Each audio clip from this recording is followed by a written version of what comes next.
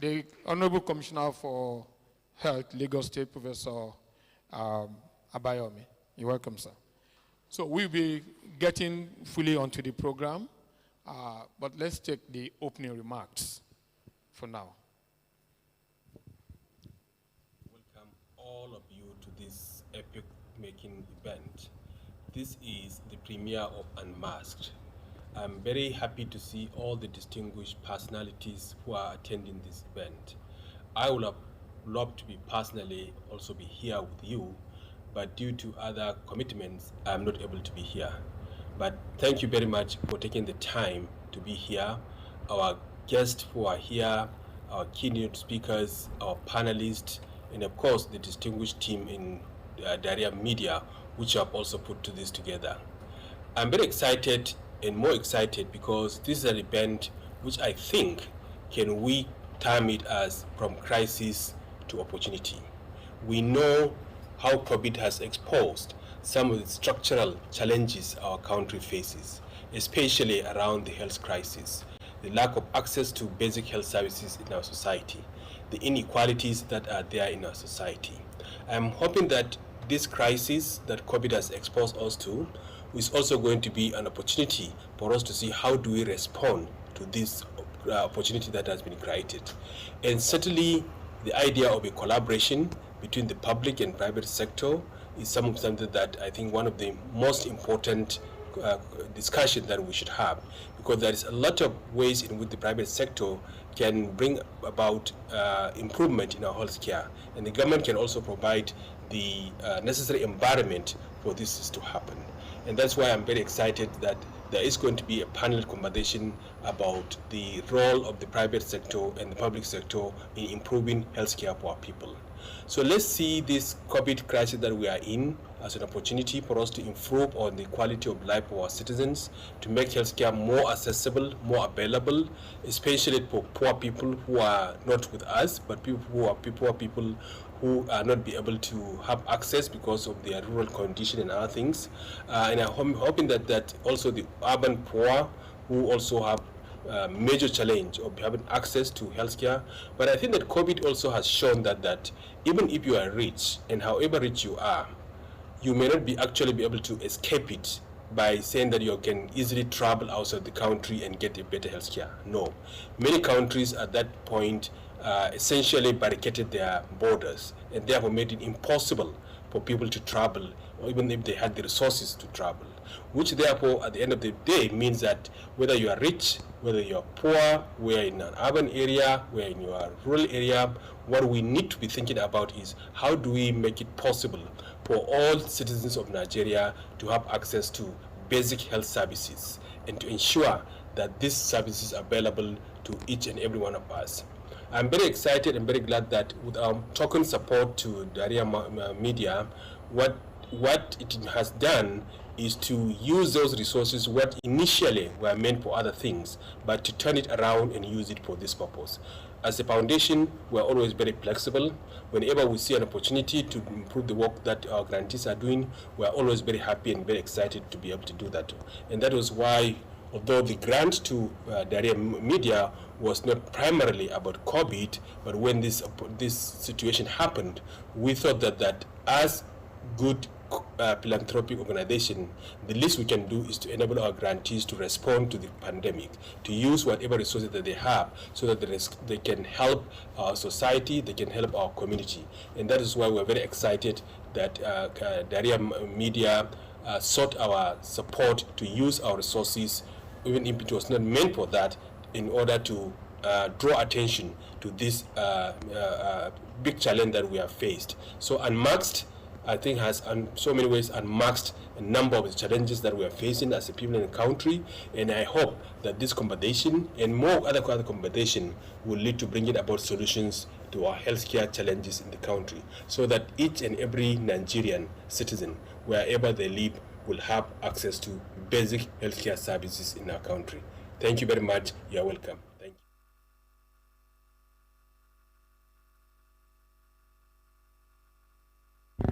In case you were wondering who was talking, that was Dr. Kole Shetima, the director of MacArthur Foundation. The film we're about to see, Unmasked, It's actually was filmed with the support of MacArthur Foundation and Plaque. That's why we took that statement for opening remarks. Now we go into the film. Of course, the film should speak for itself, but it's Unmasked: Leadership, Trust, and the COVID-19 Pandemic in Nigeria. The film will speak for itself. It's a collaborative production by Daria Media and Zuri 24 Media. Enjoy the film, Unmasked.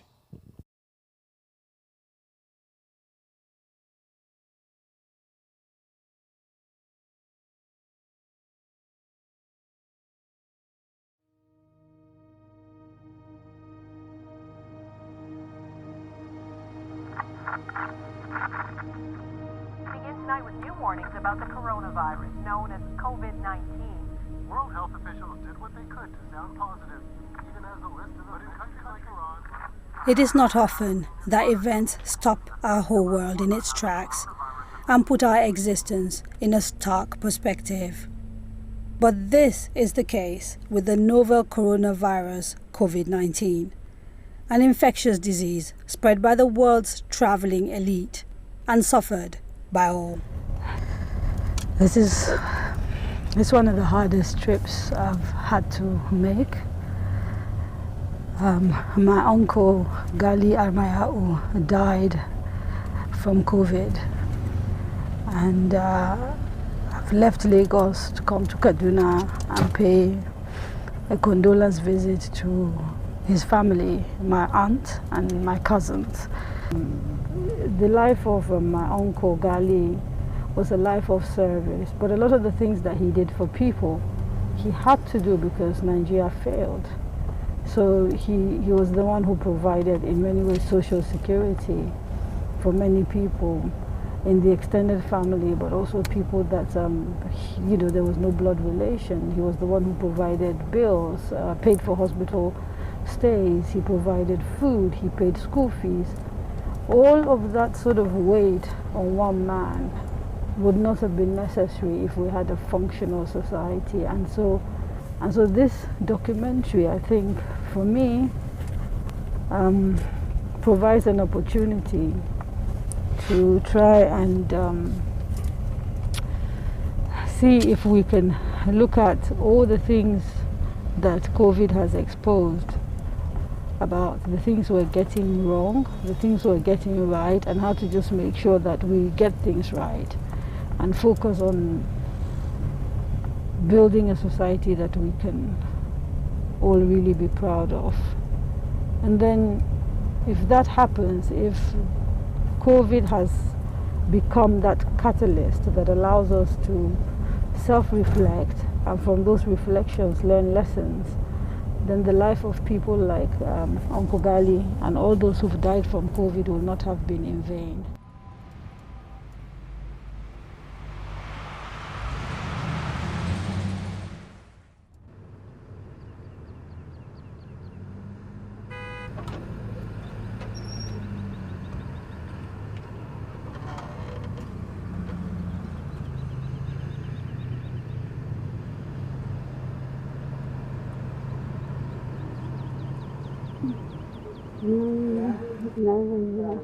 Ya haƙuri yanzu kan baba gani sa ya huta yanzu yawa kai wannan abu bai daɗi ba baba na daɗi ba Allah. I can't believe na shigo gidan nan ba baba gani. Haka kowa ke cewa kowa sai dinga positioning din shi inda yake. So this is where Baba Gali sits. This is what Baba Gali is doing.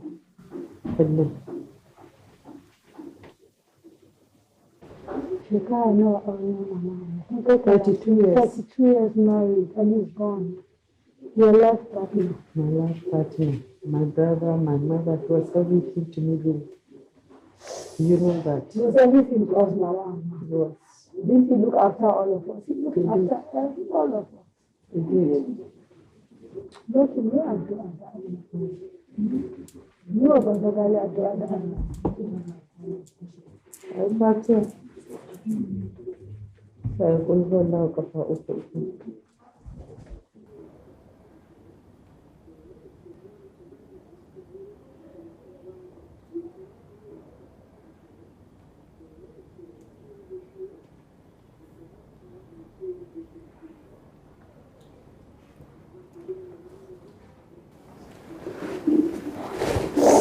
Chicken Baba Gali. Sorry. She got chicken mama.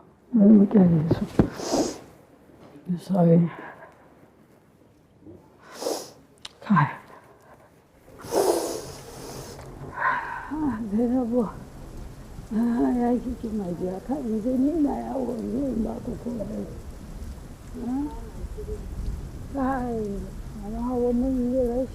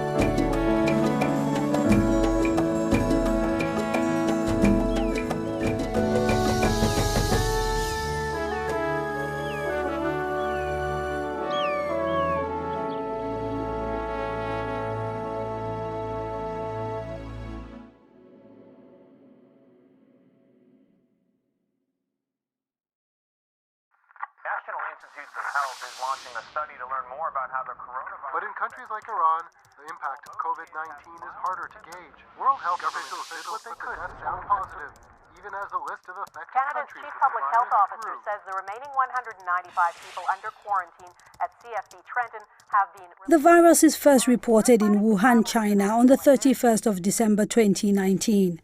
On the 11th of January, China reports its first death. 21st January 2020, the World Health Organization Western Pacific Office confirms the disease is also being transmitted between humans. 22nd January 2020, Nigeria's Center for Disease Control NCDC boss, Dr. Chikwe Ihekweazu, issues an official public health advisory statement alerting Nigerians while calling the threat to the country moderate. 30th January 2020, for the 6th time since it was established, the World Health Organization declares a public health emergency of international concern, a designation reserved for extraordinary events that threaten to spread internationally. The question beating in many hearts at this point is, how prepared are we? In late January, I was actually invited by the World Health Organization to be part of a mission to go to China to understand what was going on there. By then, we already had a significant outbreak in China. And that mission was so eye-opening and terrifying in terms of the prospects for the world. Seeing Beijing the way we saw it in February was almost unimaginable. You know, there was nobody on the streets, you know, absolutely no one. So we went to 3 cities in China, including Wuhan. A small part of the team actually went to Wuhan. And 2 things I could not forget. In fact, 3. One was the one I'd mentioned, the absolute silence of cities I'd always recognized as being full of people. Secondly, was that every single person I did see was wearing a mask. So the level of compliance in a society that was faced with this challenge in a big country like China was incredible. And then finally was about the response. You know, I looked at the infrastructure that they had built up. You know, given that I've been in this work for quite a while, China did not have a CDC before SARS, one of the last big outbreaks. And post-SARS, they built up this big China CDC with branches all over the country. And I could see how you could activate a public health architecture to respond to an outbreak in a way I was worried immediately that we didn't have. Yes. Right. We're in a very rudimentary stage of our development. So I think it was at that point that I really realized how big a challenge we could potentially be facing. Nigeria held its breath, with Lagos State, where the nation's key entry points are located, doing its best to prepare for the inevitable. Every evening when Abayomi calls me, I'll be like, has it happened? I mean, that happened for like a week. So it was a mixed feeling. Do you understand? I mean, when you know that this thing that is waving around, it will eventually come. So it was more of, if it appears, how ready are we and how are we going to contain it? The moment it started to spread out of China into the rest of Southeast Asia, we knew we were in trouble. So we ramped up our biosecurity plan. We've been slowly planning, WHO said expect something. There are a group of scientists around the world that talk about global biological existential threats. And they've warned that any time from now, we're going to see something big. WHO calls it Agent X. X meaning you don't know what it is. It's a novel pathogen. So we knew that COVID-19 was Agent X. Lagos has set up an incident command system because we knew that it was a question of when and not if. Yes, we knew that. Yes, we knew that. So we have set up that, and then we started renovation on this building.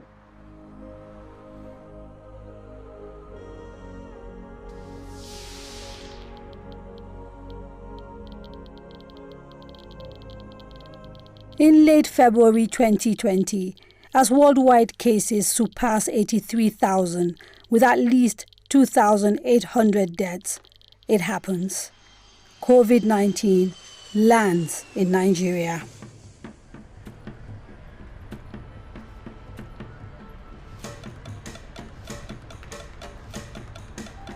We're actually, we're waiting. Literally, we're waiting. So by end of January, we had put up the small facility.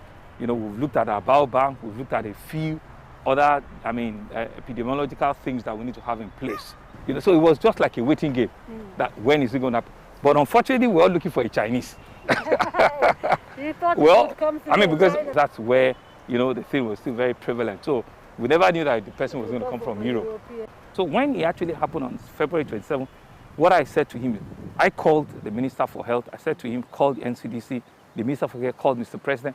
We actually handed over that communication to the federal government. If you think back to the first case, from Lagos to Ogun State, and you remember we found all the contacts, we isolated them, we found the one case among it was a very good public health response. And for a while, we thought, we've got this,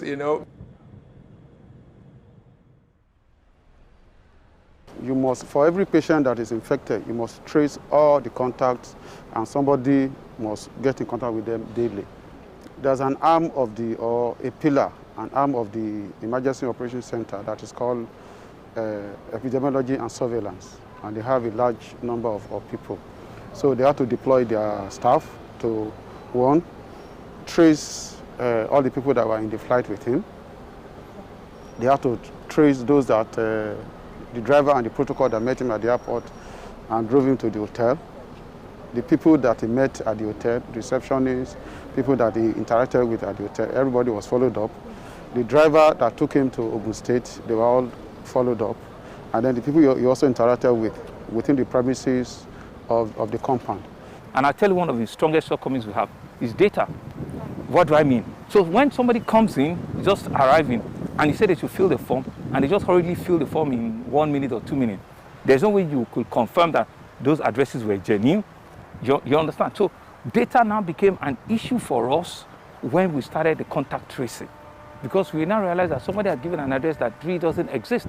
But I was now wondering that if we had a prior data, you know, somewhere in America, maybe that's why they were so confident. A social security number is social, they will track you in no time. You're a unique identity.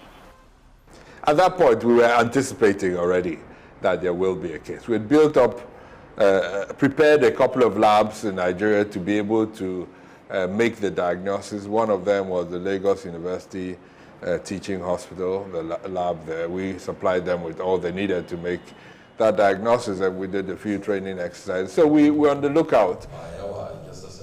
The quick response leads to the setting up of a presidential task force on COVID-19.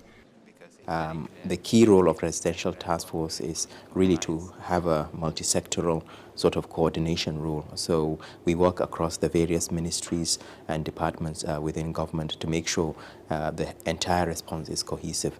Fortunately, there have been other pandemics in the past, there have been other outbreaks, and the way you manage outbreaks is fairly similar. You tend to set up a sort of incident command center where you have somebody at the top as the national incident manager, and then he has a number of pillars that feed into surveillance, for instance, case management, point of entry, infection control, laboratory, etc. And they meet regularly and usually on a daily basis or even twice a day to go through the entire data side to look at the interventions. I'm the coordinator, so the National Incident Manager actually reports to me, and in turn I report to the main board of the PTF. The cooperation between the government and policymakers within the government was unprecedented. If you were not cooperating before, because this is the roof over everybody's head coming together, whether you are a monitor or fiscal authority, you don't have a choice but to come together. And that's the reason, like you may have heard, immediately this pandemic set in, the president responsibly set up 3 groups. In June 11th, he said that this is going to be funded through government budgeted expenditure and central bank structured financial and economic palliatives to support the growth of the manufacturing, the SMEs, as well as the agricultural sector.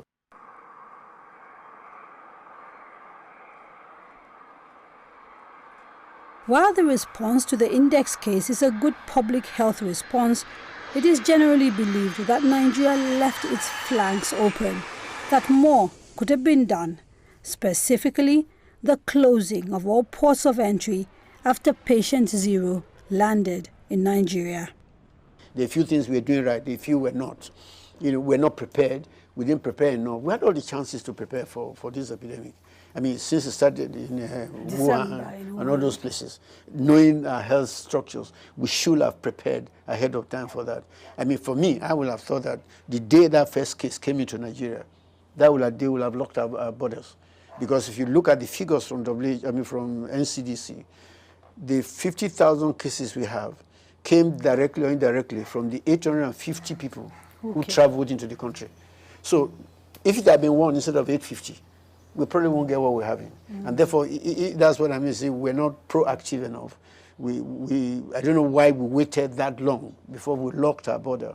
We were fairly aggressive, actually, in closing our airports. Of course, we would have won a bit of time if we closed a week or 2 earlier, but I'm not convinced that we could have stopped Nigerians from coming home. We would have made it more difficult. But remember, people kept coming even when the airports were closed because there were always exceptions. And exceptions primarily for Nigerians because they have a right to their country. Hindsight is a great thing, but at that time, we had no understanding of the level of asymptomatic transmission that happened. So even all the things we were doing in good faith, like screening people at airports, really would detect a small fraction of the case. On the 24th of March 2020, Lagos State issued an alert confirming that one of the people who tested positive for the COVID virus was an attendee at the prestigious Africa Magic Viewers' Choice Award, which was held on the 14th of March.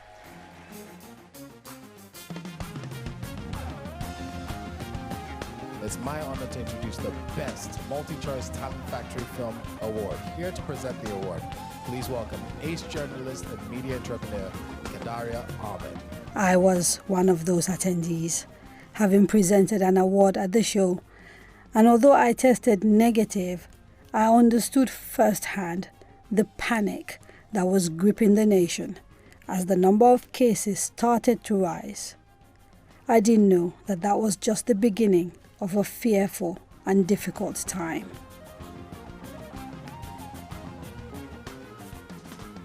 On the 30th of March 2020, President Muhammadu Buhari makes a national broadcast and finally announces a 14-day lockdown of Lagos, neighboring Ogun State, and Nigeria's capital Abuja starting from 11 p.m. A nation known for its ever-busy streets and markets, its boisterous parties, gatherings, and colorful people went quiet, leaving emptiness, despair, and fear.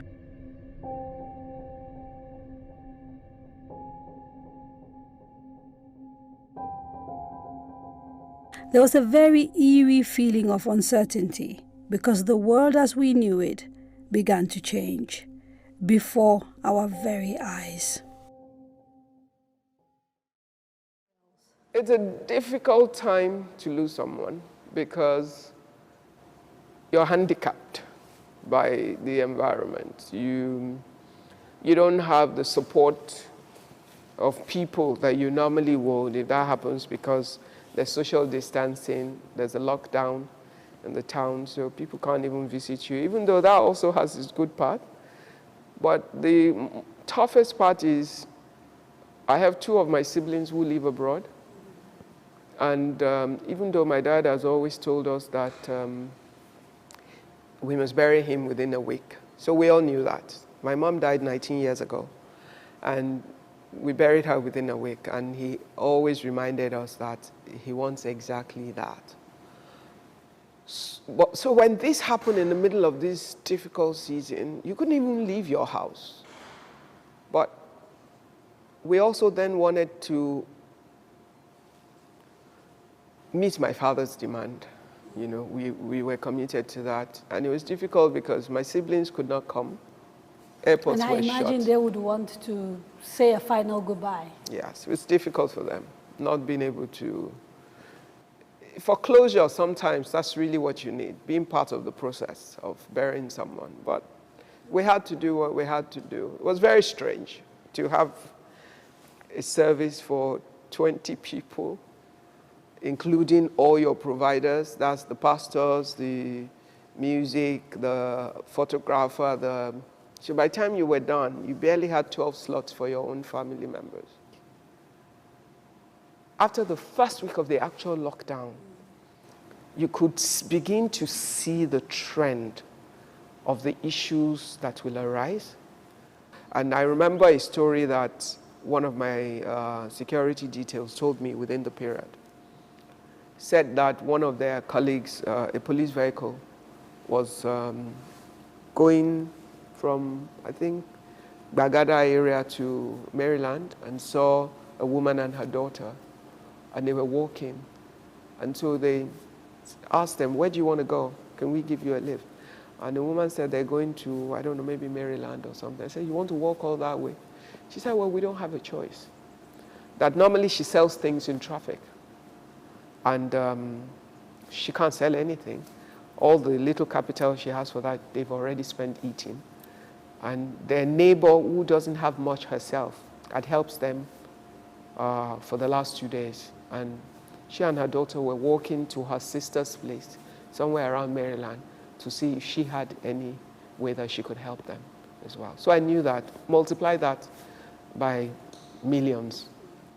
How will millions of people across Nigeria, especially low-income earners and those who survive on daily wages, cope with the lockdown?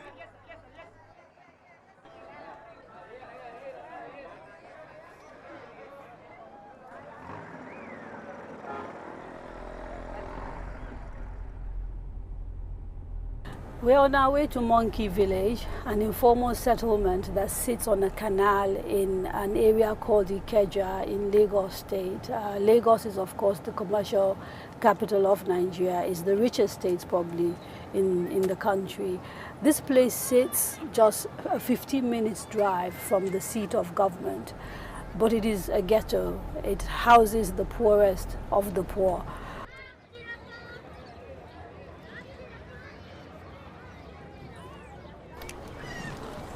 Hey, Betty. Sorry, what do they do now? It's like this. And another one. Yes. So this is Betty Abba. Hi, Betty. So what are we here to do today? So today we are here for food relief because, of course, this is the COVID-19 period where lives and businesses are shut down. And so because this kind of community, they survive on a day-to-day basis. So for so many of the families, it's not just the livelihood of the parents that are disrupted. It's more like an existential threat. There's a lot of starvation, and communities like this are more prone to starvation. So we bring the food to the community members, especially the children that are on our program. So food is a major issue in this pandemic. It's a very, very major issue. Yeah. Shall we go? Let's go through.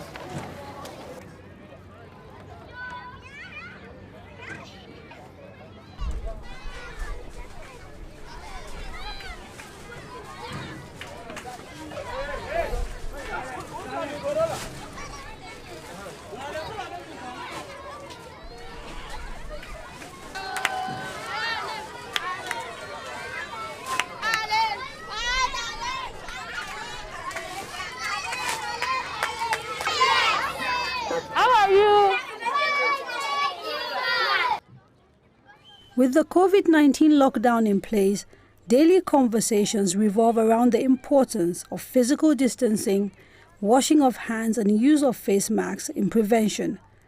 I've come to find out how these measures are being observed in places like these, which are representative of the low-income communities across the country. Okay, all right. You know, this is the time of COVID-19. How many of you have heard about COVID-19? Okay. You know you're not supposed to be sitting closely like this. Yes. Next time you have to sit very far away. You hear? Yes. And you're supposed to use your nose mask. How many of you have nose mask? You have? Why are you not using it? Use it. Let me see. Use it now. Here. Use your own. You see? Clap for yourself. Oh, can you see him? Sit down. Sani da kokari. Ya kuke? Alhamdulillah. To. Yaran ku an zo an muku magana wannan cuta? Gaskiya ne. To gashi mu kuma buku kare kanku ba. Akwai? Amma ba a sawa. Akwai. If you pass me put on no come. Amma a nan cikin gida ba ku sa ba. A'a. Ba ku ji tsoron yara? Za ku sa. All of them buy small, big person, all you get But you don't want to use them. Go use them. Not supposed to use them. People think, well, I haven't eaten. Why are they worried about COVID? And meanwhile, the fact that nobody's really looked after my family, I wake up in the morning, I don't have anything to eat, I don't have a job, etc. How will the poorest Nigerians who rely on daily income cope with the effects of the lockdown?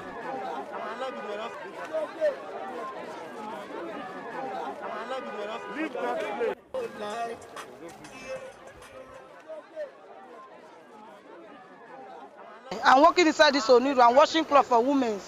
But now, since when they close through coronavirus, I don't have a job again. My beginning is going to school for Bethesda School for Ikota. No more school, no anything, even church. And I live inside this ghetto where they break. Now, no any food for me, no house. I'm sleeping outside. Sometimes we see some people allow some police will come the night. It will pursue. I will start to run. I have to wound with my bikini that day. Day before yesterday. But it's not good like this now. They don't turn everybody to beggar. for this Nigeria, for this Lagos, or for this country. They don't turn everybody to beggar. Like me now for Igbo, now I use leg, on this place, because you make a chop food. This initiative is about meeting people's need. People are hungry, and it was funded by almost everybody, all the stakeholders, people from abroad, the London, the US, people from the Lekki estate, outside Oniru, everybody from 500 naira to 200 naira to as much as ₦1 million naira, everybody has donated and funded it. A lot of people, more than 100 people. People have to make money to feed their families, and when it comes to hunger, COVID-19 looks set to take the back seat. I'm in Ladikwa International Spare Parts Market, also known as Ladikwa Market in Lagos. This is the place that essentially enables Nigeria move, because as you well know, most people cannot afford new cars. And so this is where they come to buy the parts that they need to get their vehicles moving. It is believed that there are people working in this market selling anything from spare parts to electricals and a whole myriad of things that keep cars moving. When the lockdown was announced, there was a huge loss here because people had to shut down completely. Now the government has decided to allow the market to open at least 3 times a week. So it's open on Monday, on Wednesday, and on Friday. And it is business as usual. I didn't see any evidence of social distancing, and a lot of people are going around without masks. When it comes to COVID-19, in the whole of Nigeria, some people still do not believe that it exists. Is that the case in the market? Is that why we see people walking around freely and not wearing masks? So, yes, it can be.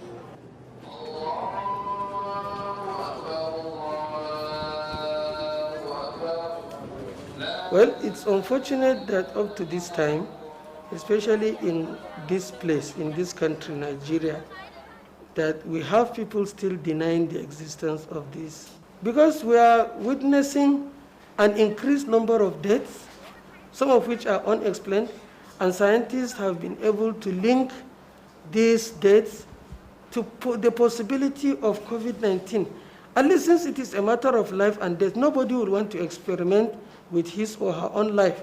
It is better to accept that the disease is a reality and we take the necessary measures than for us to discover it when it is too late. So you see, we describe a biosecurity threat as a tripod of biosecurity containment. So there are 3 legs to that tripod. The first leg is the public health crisis.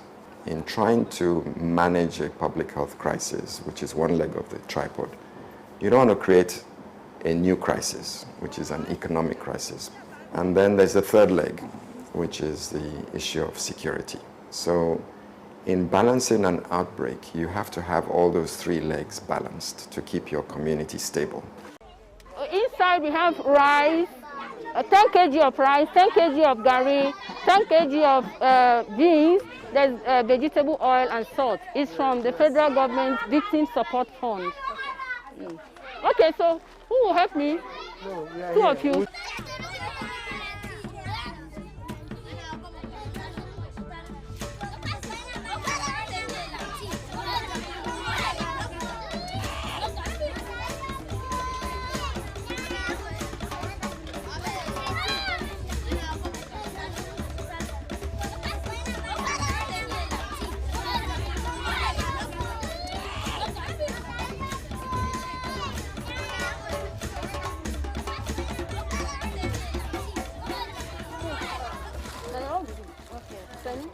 Thank you so much for getting me get a glimpse of the work that you do here. Yeah? Thank you so much. I really appreciate your coming and for showing interest in our work.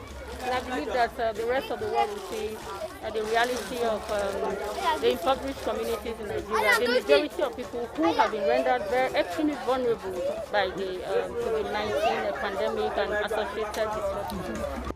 There's no way government can do everything that is required. There would be areas that they can't touch or areas that they can't see. We've done a lot of welfare. because we realized that was major. So we are mobilizing funds, and then different organizations who have set up structures to be able to reach people, we're funding them to execute it. So I'm a firm believer in the fact that some people have too much and some people have too little. But that every time you bring the too much plus the too little, you'll have more than enough for everything we ever need to do.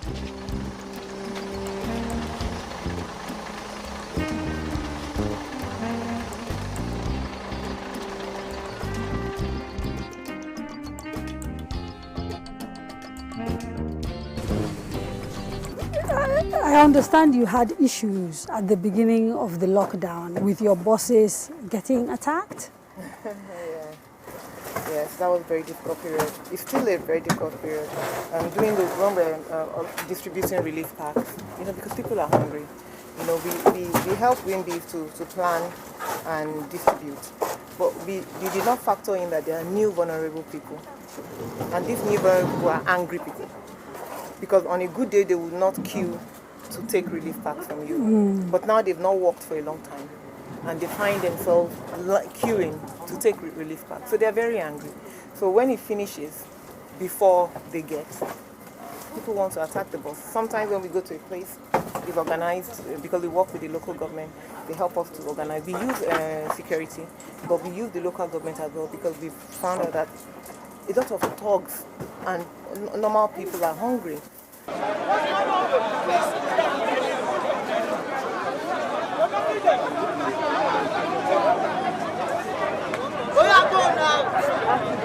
But how has the COVID-19 pandemic affected your work, if it has, that is? Initially when we started, all of us were afraid in the office. Some didn't even show up. Some parents and spouses insisted that their wards go back home. And my own family as well were wondering why we're still opened, So at this point in time when people need food and they need a delivery company all over the world, what should we do? We can't disappoint our customers, people are relying on us. And a lot of farmers, when they grow these things, they're relying on hotels and restaurants and all that to buy bulk. And we also buy. So they are stuck with food. Then also they are stuck with their staff not being on the field. Then transportation, there's no transportation for them to move. So you have gluts everywhere. So we have a lot of our farmers not being able to supply us. Then even in Mount Well, we had issues there as well. So of course, the agri value chain is not even well developed as well. We only have storage for grains. We don't have storage for vegetables. There's no cold chain anywhere. There's no pack house anywhere around the country. If there's any, just few. So now, this was the time that it showed that all the structures, the infrastructure were lacking in the agri value chain, where investment is required. And this exposed it. So it made our work very, very difficult. So all the shortcomings? All the shortcomings. It made it very difficult. Fore. Oh, yes, it did. So we had to do a lot to stay open. We store our grains here and rice here. This is Nigerian rice, and I'm so happy that the country was able to, promote made in Nigeria rice before this COVID started. I don't know what we'll have done without this happening. So throughout this period of COVID, everything we supplied was Nigerian rice, different types of Nigerian rice. But in the middle of this show of compassion and communal cooperation, a dark cloud emerges, making its way to the forefront of the battle against COVID-19.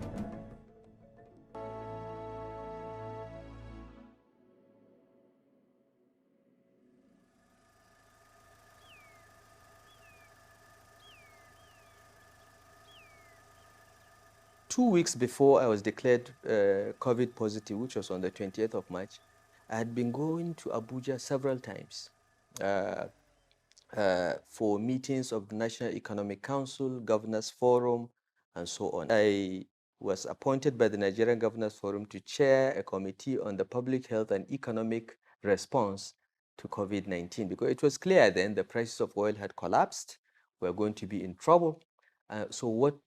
How would we respond? And a committee of 7 governors was formed, and I was made the chairman along with other agencies. So I was going to Abuja a lot.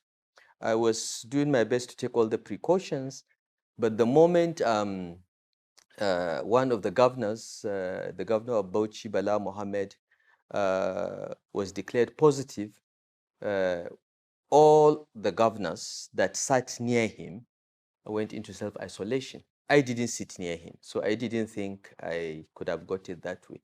But the fact that I was interacting with so many people around that time, and COVID was already in Abuja, made me begin to feel, I could get it.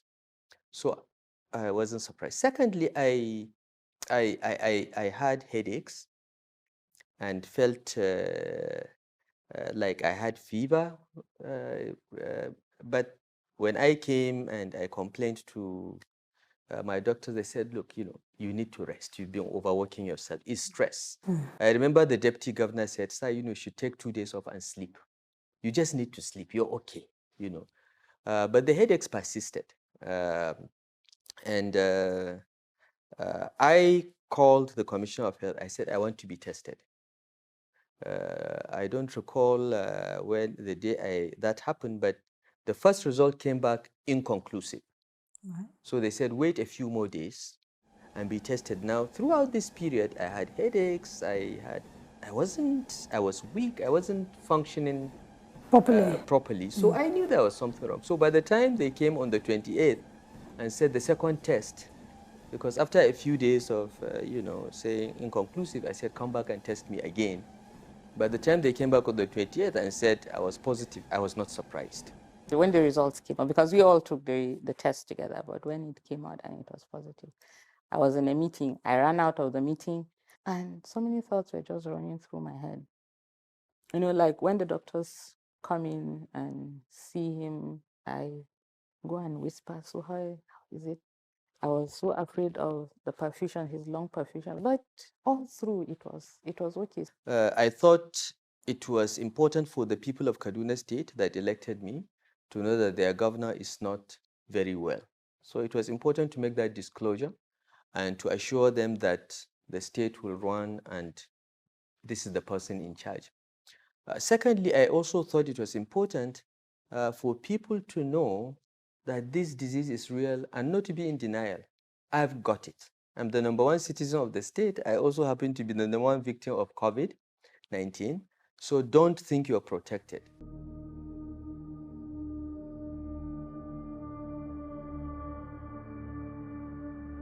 COVID-19 was referred to as the disease of the elites in media reports and social circles because it was thought to have been brought into the country by the affluent, many of whom featured prominently on the COVID-19 fatality list. The biggest mistake anyone would make if you have coronavirus is to go to a private hospital. Okay, because private hospitals are not used to dealing with infectious diseases. It is public hospitals that have experience in dealing with infectious diseases.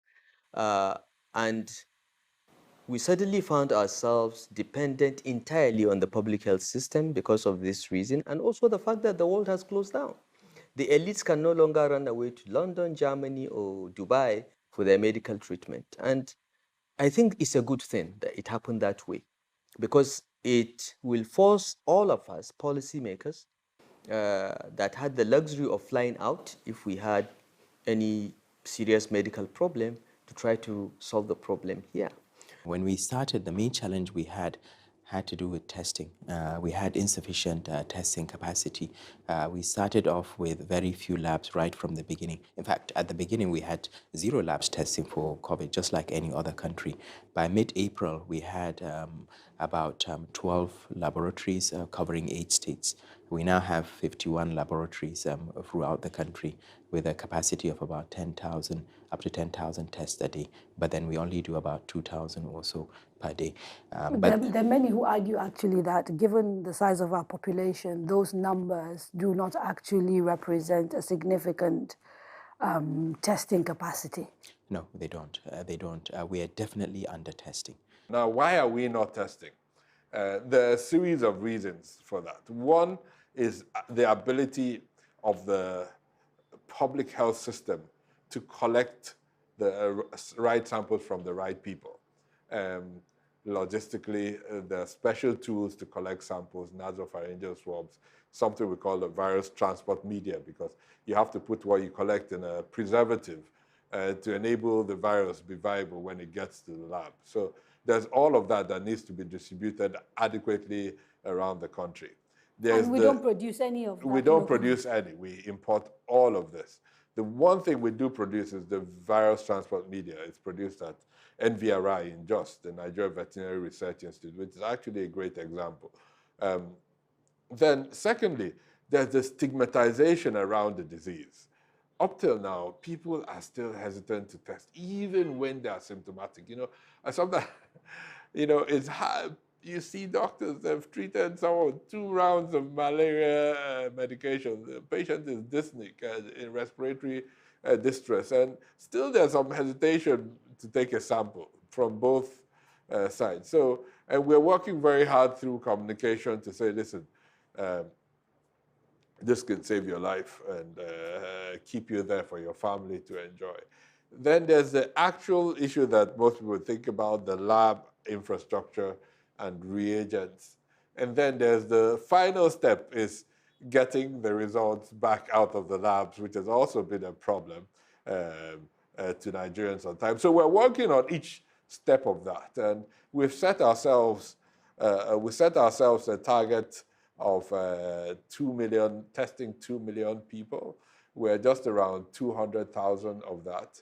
But we were clear when we were setting the target that it was unlikely that we'll reach that target. But we wanted to set an ambitious target that will push the whole system forward.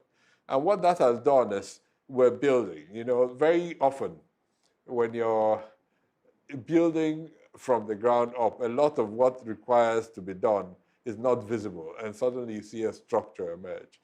So there are lots of components to the 4 steps I just spoke about that we are building on continuously. And like I said, this is a marathon. You know, we will have to continue doing this over the next year at least. So this is not something you just can find someone to bring in a few things and solve the problem. Rather than organizing procurement, we're organizing a supply chain of a constant flow of the reagents that we'll need over time.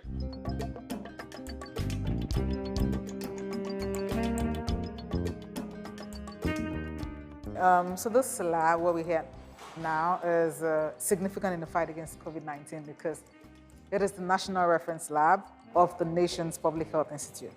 So the NCDC is leading in the response, or is the agency that is directly responsible for the response to COVID-19 and all other infectious diseases.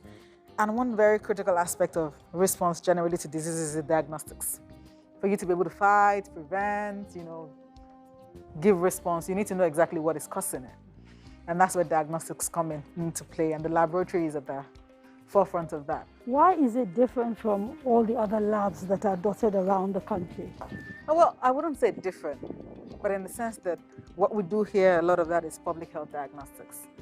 So you have a lot of labs that deal with pathology, chemistry, you know, the usual, but this is more specialized. There were times in West Africa when we needed to send specimens to labs in Senegal. Yes. Has that changed since the start of COVID? Well, not necessarily completely, but we're working towards changing that. What you will be talking about will be the testing or diagnosis for yellow fever, part of the yellow fever response. A lot of that work started decades ago, even before the institute was set up. So that system was set up before now by the WHO, and it's a regional system. So what the lab in Dakar really is a regional lab that covers the entire region. So before the advent of this lab as a national reference lab that covers the country, that system has been set up. And it's not just Nigeria alone. All the labs in the West African region need to send their samples for confirmation. So it's a 2-part thing. The diagnostics is also different techniques. So one of the techniques, which is based on PCR, confirmation by PCR, we now do here. And we are already halfway through that process of ensuring that the global community agrees with us that, because again, it's an agreement. Okay. So we're working within a network that is not just left to Nigeria alone. So whatever precedent we set are things that other countries will follow. And we are really the first country in the region, in Africa region, really, to move away from that, to insist that a country needs to have the capacity to do that by itself. So a lot of countries are now taking a cue from that. WHO is using Nigeria as an example to say, you know, countries are building capacity and taking ownership of their systems, not just waiting for WHO to do that for them.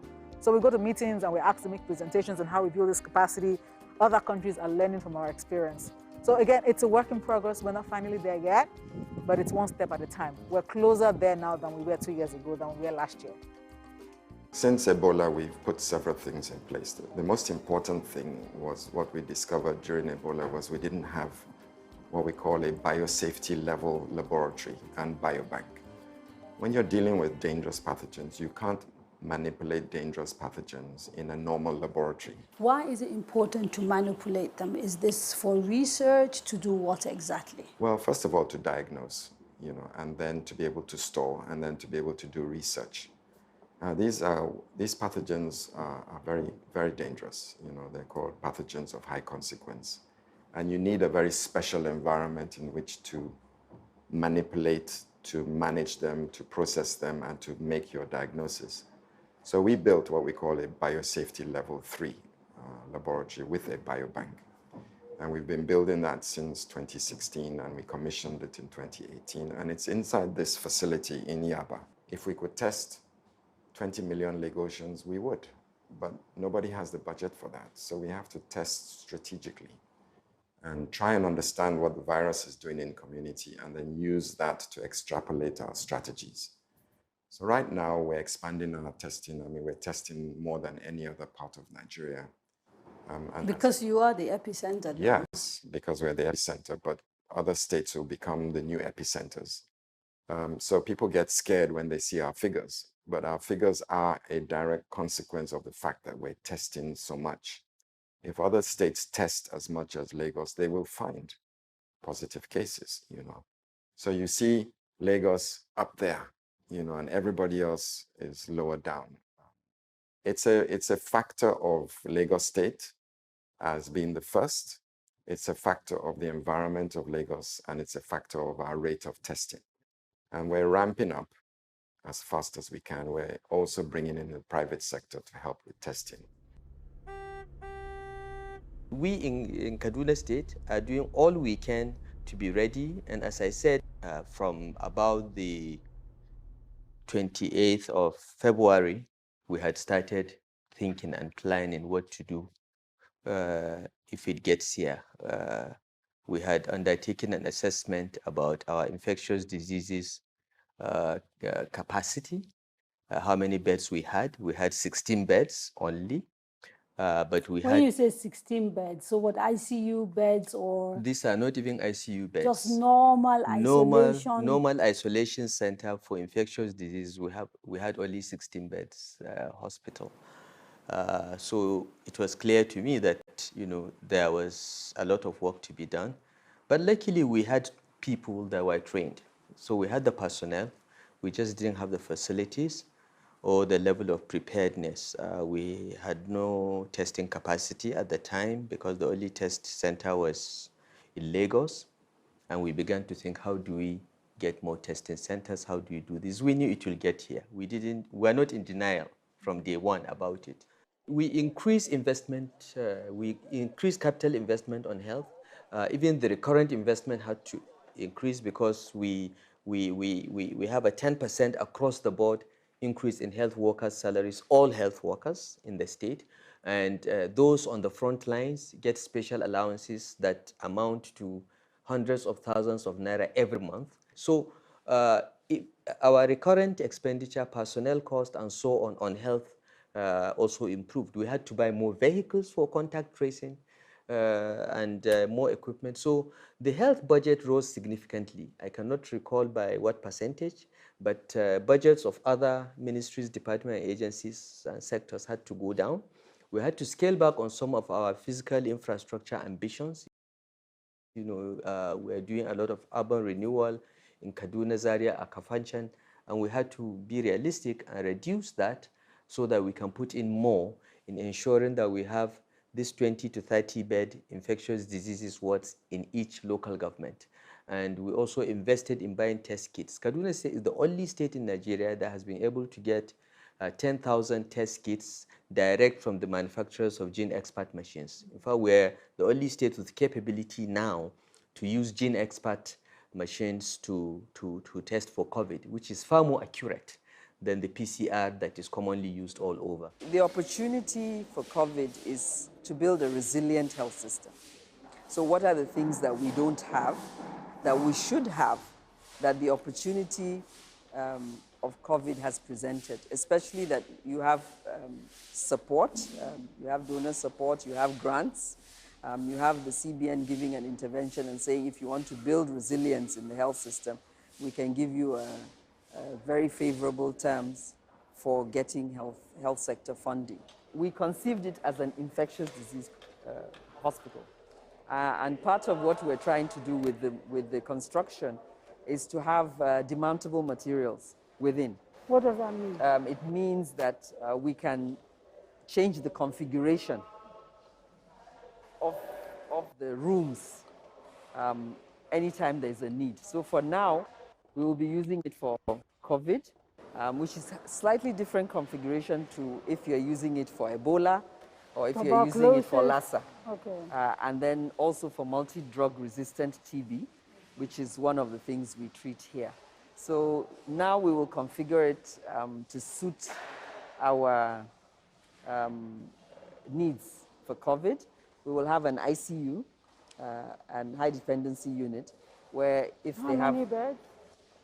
At the moment, we will have 12. This is born of the fact that what we see, most of our patients that we see, really about 70 to 80% of them don't have severe disease. About 40% of them actually have no symptoms. We don't trust our government. The government doesn't trust us. We don't trust them. They lie to us every day from the campaign rally up to the day they get in government. So when they bring out a figure, who cares? I mean, it's the same government that lied to me yesterday. So why should I believe their figure? And you remember during the Salah holidays, PTF has to come out itself to say that we're not testing as much as we should. Long before then, the story was then going around. Nigeria is now flattening the curve. We are now out of this. And I think I remember a week before PTF came out, doing analysis of what we're doing. A week before the Salah holidays, we tested about 11,000 samples. And our positivity rate was about 10% or so. 10% of the 11,000 level that you tested. The week after the Salah, So if we extrapolate, we can generally... Yeah, you can say, but on the basis we surely have no. But the week during the Salah, we tested only 5,000, half of what we tested. And the positivity rate, unfortunately, was like about 12%, 15%, higher than what it was in the time of this. Which means when you really extrapolate, those figures they were giving was like 1.5 less than what it should be. And that's where we're talking about flattening the truth, because you're not giving those figures. And again, back to the issue of the states I'm talking about. If you're telling me that my state has 20 cases, but you're not telling me how many I'm testing, it is not, makes it's not nonsense the truth of fact. the numbers, Yeah, the number, exactly, makes nonsense of the numbers, And again, people look at the large numbers. Oh, Lagos has 1 something. Abuja has 40. But then, how many did you test in Lagos? How many did you test in Abuja? So when you prorata, you find that you even have more situations in Abuja than you have in, and therefore, you'll be in a better position to say, this is where my hotspot is. This is where I should focus my attempt. But then we put all the effort on Lagos, which is not as bad as a few other countries. One of the problems that we've seen with the COVID-19 pandemic is a lack of information and a lack of transparency in the way agencies involved with the management of the disease have handled cases. And so what citizens, patients, their relatives and even doctors have done is to find alternative ways of blowing the whistle and ensuring that the public knows exactly what is happening, both to them but also to the systems, the hospitals that are supposed to be containing this disease. They've used journalists, basically, utilizing social media to whistleblow, to give out information, and then what those journalists have been doing is essentially forcing the hands of agencies and governments by calling out these particular cases. There are times when the information comes and you know that the public need to be aware. Take Ilorin for instance. If the public didn't know that there was a possible case of COVID in that hospital, we would never have been serious about contact tracing. It wouldn't have happened, and then more people would have been infected.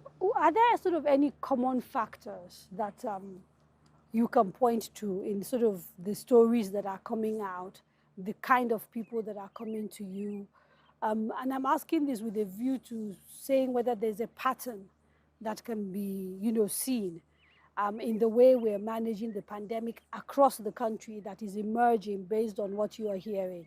Yes, there's a pattern, self-denial, both, excuse me, by public and private institutions, self-denial, cover-up, lack of or inadequate provision of the PPE, bad enforcement of the lockdown. What else? I mean, these are the common themes that are a lot of times common themes to many states. The question that Kogi State is surrounded by 10 states, including 10 borders, including that of FCT, and that these various states are afflicted or inflicted or affected by COVID-19, and that Kogi State must have. I say it's lie, it is false. That is where effective leadership is tested. Here in Kogi State, we have effective leadership, and we have very respected and effective followership. And our people took to our words very well, and they protected themselves, they protected the community, and they protected the society. So imposing this particular lockdown in Kababunu local government is very painful. But we have to take the decision as a result of this purported allotment in order to clear the air. Kogi State remain COVID-19 free. The DG protocol was interacting with us just now. He exchanged mic with you, the team lead. I think, and a handshake, which is against the NCDC protocol. So we will observe the protocol of going into isolation, the team together with the DG protocol. It was a setup, because he didn't just say NCDC going. No. He said you shook, you had a handshake, which shouldn't happen. So go into isolation. We have not only flattened the thing, we have buried the truth in Kogi State. See Cross River before the issue came in. The governor kept saying it's not possible. And then when he knew that, the thing was going to blow out in his face, he shifted it to the federal government and said, oh, now you have opened the borders, and it's the people who are coming from outside who are going to give me this. But that's not the truth. They were having cases in Cross River. They were not testing. We have the occasion where we ask the people where they said they have tested, where did you send your samples to? They said they send it to Europe. You call Europe. Europe said we never received any samples. Those things I'm talking about flattening the truth. As far as the concern was concerned, they would pretend, collect the samples. I don't know whether they were flushing it in the commissioner's toilet or something, but they were not sending it to the labs. And the labs, so therefore the state kept saying all our cases are negative. All our cases are, but then you never send the sample to anybody. So how can you say it's negative? So these are some of the areas. In some of the states, I'll give you one example. I think it was either Sokoto or Zamfara. NCDC puts up a figure and says 900 and whatever. The guy who is in charge of the lab, who happens to be in our committee, says, look, on my record, I have 2,000 and something cases. You can't be thinking of 900. This is the report I have on my table. And why does that happen? The results are sent to the state first.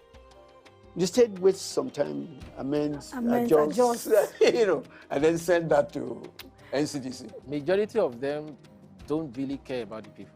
That's reality. Majority of them care about their pockets, care about their power. They want to perpetuate themselves in office. It's not about the people. You think they're not? What about those who argue that it might be about managing public reaction? They don't want to see panic. They don't want to see people, doing things that may jeopardize the health of others a little bit further. What you need to do is prevent a situation that will make people panic in the first place.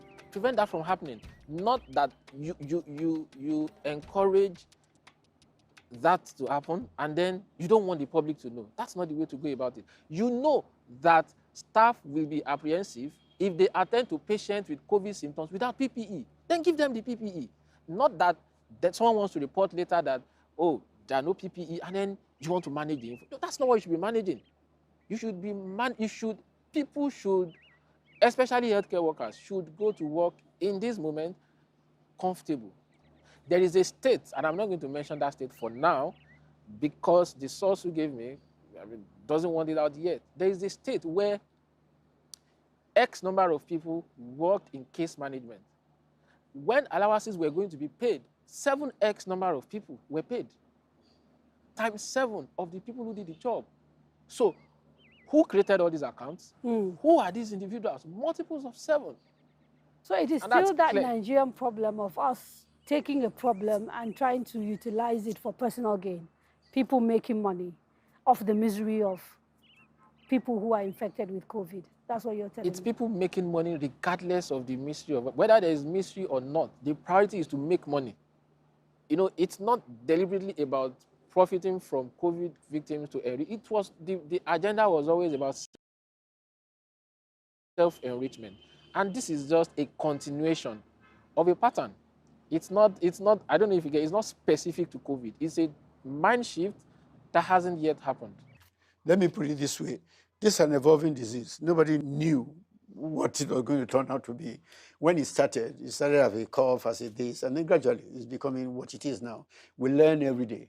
At the time those things were said, we looked at the situation in Europe and said, if it comes into our environment, this is what is going to happen. Yes. Yeah, this is what's going to happen.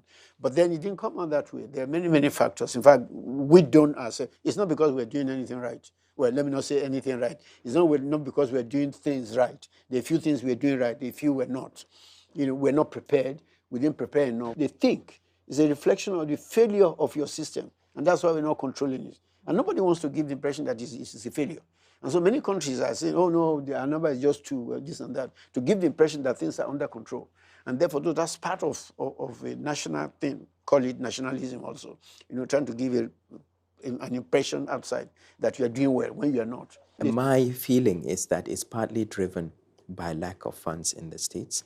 And sometimes it's easier for you to just say, I don't have a problem, than to face the prospect of having to look for additional funds to sort that problem out. From federal to state and right down to private sector intervention, it was akin to a state of emergency. But it is getting clearer by the day that these stopgap interventions are not just signs of unpreparedness, but that the COVID-19 virus has peeled off a layer of our present reality as a nation, revealing a rotten underbelly.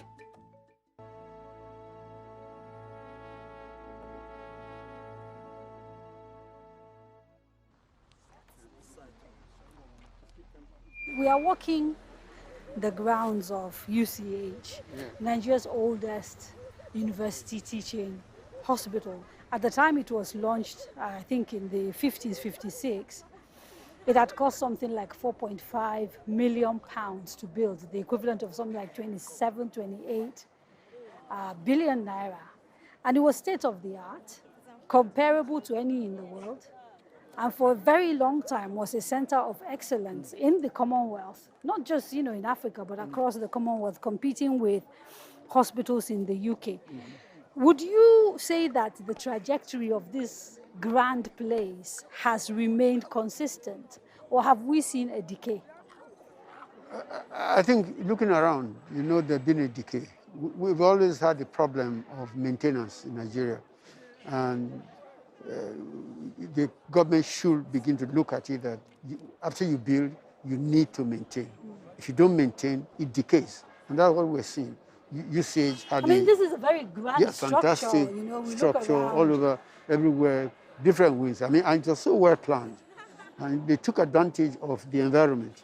So you can see that in most of the world, you're not going to have to put electricity or anything, because on both sides, there's light coming in. Yeah. So for most of the day, nobody uses electricity. Yeah. And then the ventilation comes in, I mean, the air flows. So the planning is great. Fantastic planning. But I look now and I see peeling, paint. Not only peelings, even in between the buildings, we are putting structures to obstruct the original concept. And I think that's the part of the problem with us, not maintaining things as they should be. And remembering that building a structure also requires that you allocate some money annually to maintain the structures.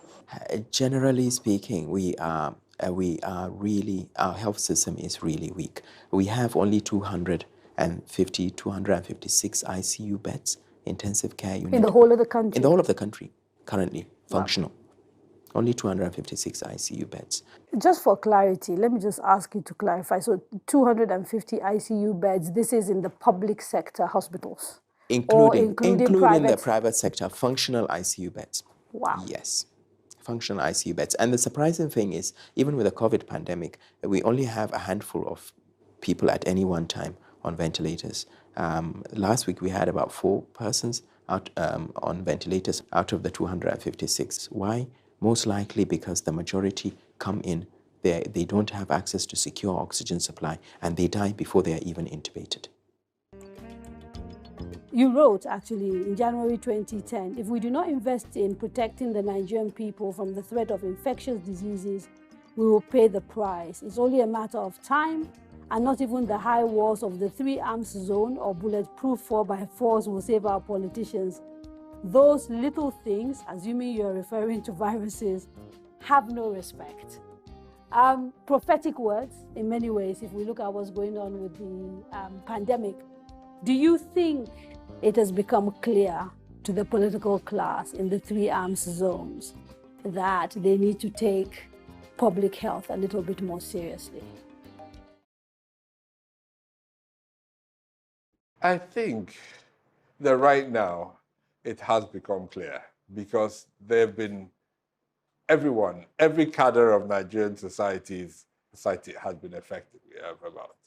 The fact is we have about seven governors that have been affected. They communicated this mostly themselves, and many other parts of the country. So I think right now everybody is acutely aware of the risks that we face. But I worry that our memory in Nigeria is very short. So very often, if you ask Nigerians what they want, and you know, all of us, I'm part of it, we ask for security, infrastructure, electricity, and those things that are more present to us day to day, because health is only a problem when you lose it. Unfortunately, in public health, sometimes you can't gain a lot of political capital from investments in health because you can't really bring people to cut the tapes of the type of investments we need to make. What do we need? So from bottom up, we need a refocus on science education. Even before we get to NCDC and all of that, we need to inspire a whole new generation of Nigerians into the sciences.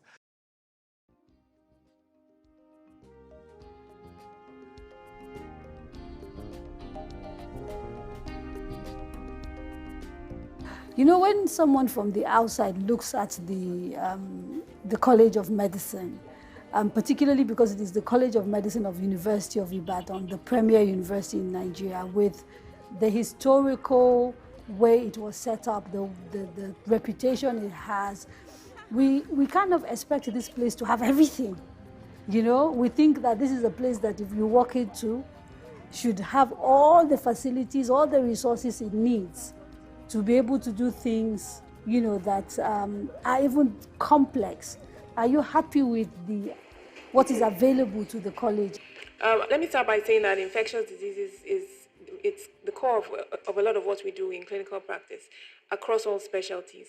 And while there has been a lot of investment, when you think about things like HIV, malaria, TB, even COVID-19, it is clear that we're not ready for these pandemics.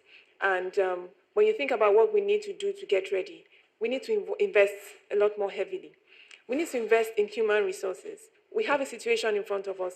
I think all of us need to go back to the drawing board and say, even at the undergraduate level, whether it's for nursing students, medical students, physiotherapy students, how do we prepare those people for what might be coming in the future? The College of Medicine and the university at large has been involved in developing a security blueprint for health. The university was commissioned to do that. And we need to look at those kind of documents and implement them. We need to prepare our students of today for the challenges of tomorrow and not just react to the challenges when they arise. This is not going to be our last pandemic. And we need to prepare for the next one and the next one. When a student is going into a place like Harvard or any world-class university, their school fees which includes tuition, accommodation, feeding, everything, is about between 50 and 60,000 US dollars a year. And that is what the university receives per student. One of the areas in which I believe would help us in terms of getting appropriate funding is to assess if a medical student is coming to train in, let's say, College of Medicine, University of Ibadan, how much is it going to cost to train a student per year? Properly, yes. Yes. So if it's going to cost 20,000 US dollars, or let's say 2 million naira per annum, or 4 million, or whatever, the government should calculate it such that that money comes in to that university. And that student could then have access to tuition, that would cover their tuition, accommodation, and everything. Now, in Harvard, you find very few people can afford 60,000 US dollars. So what they do is they make loans and scholarships available. So that's one of the ways in which we can also operate here. The federal government, private organizations, I mean, we know we have private institutions, and they charge fees, they charge competitive fees, and their services so the government too should look and calculate based on, you have one person studying physiotherapy. How much does it cost for that student to study 1 year? So that person will have decent education, decent accommodation, books and everything, and a full package. I think that's the way in which we need to start looking at things per cost.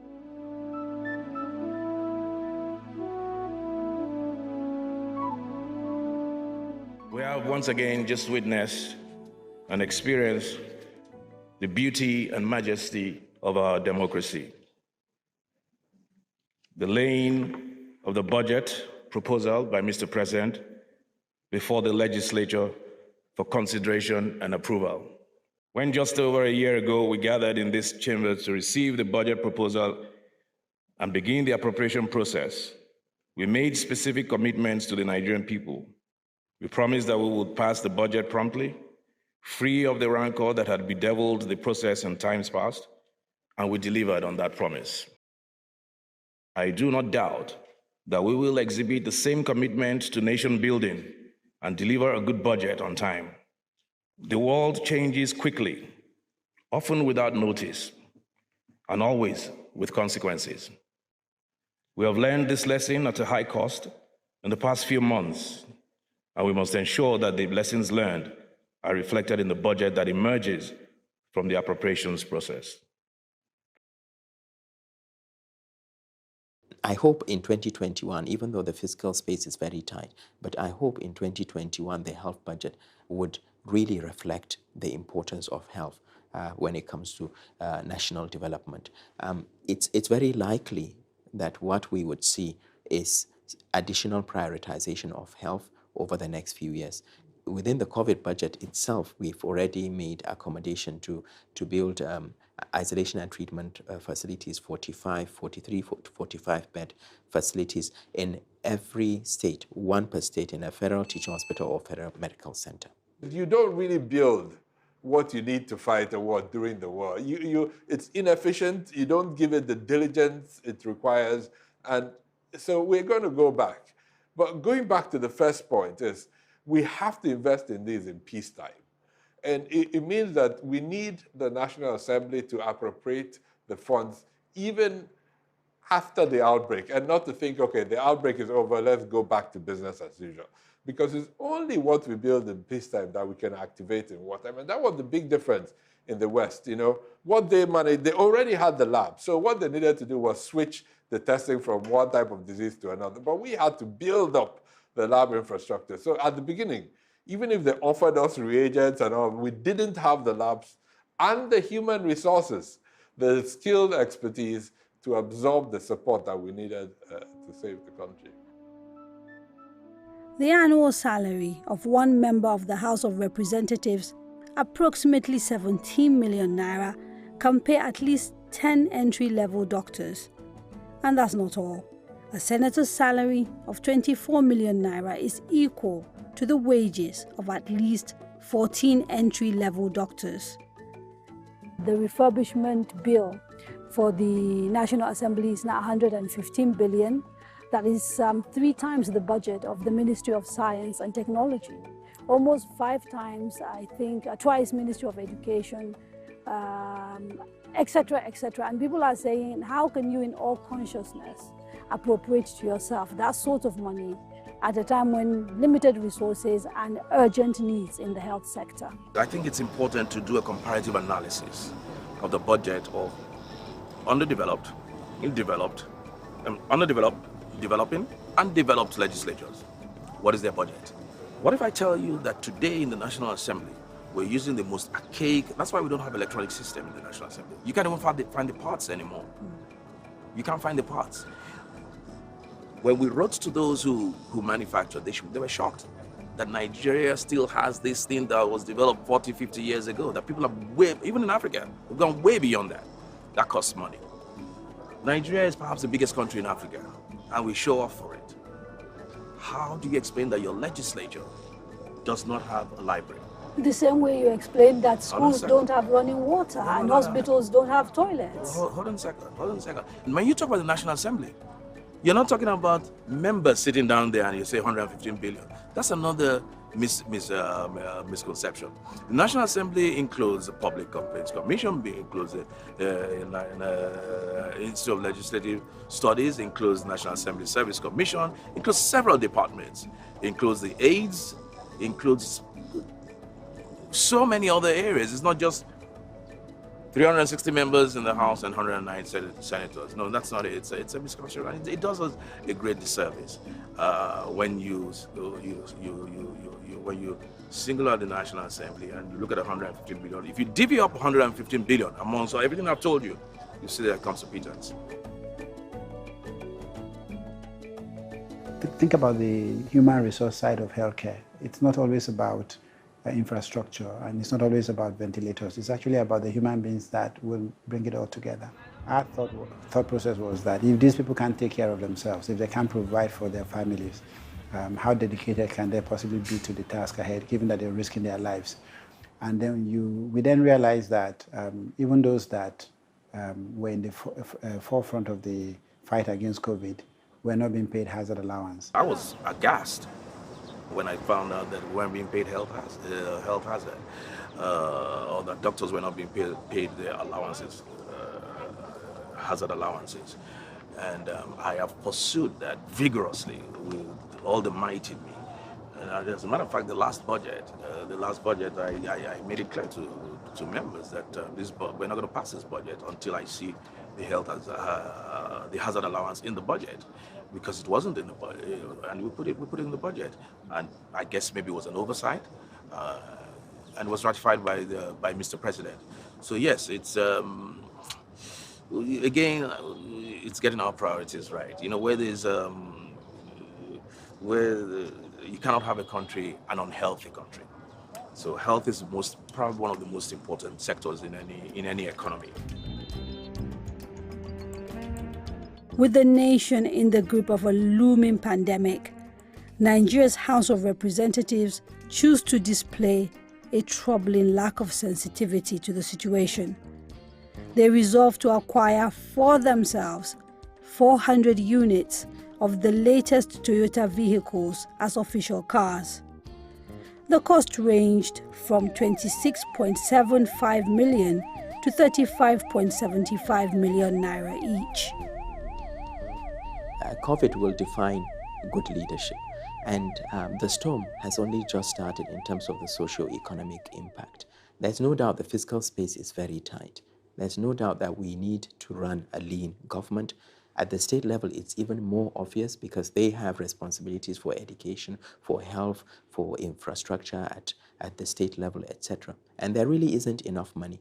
But it's also about prioritization and also about effective communication with the public.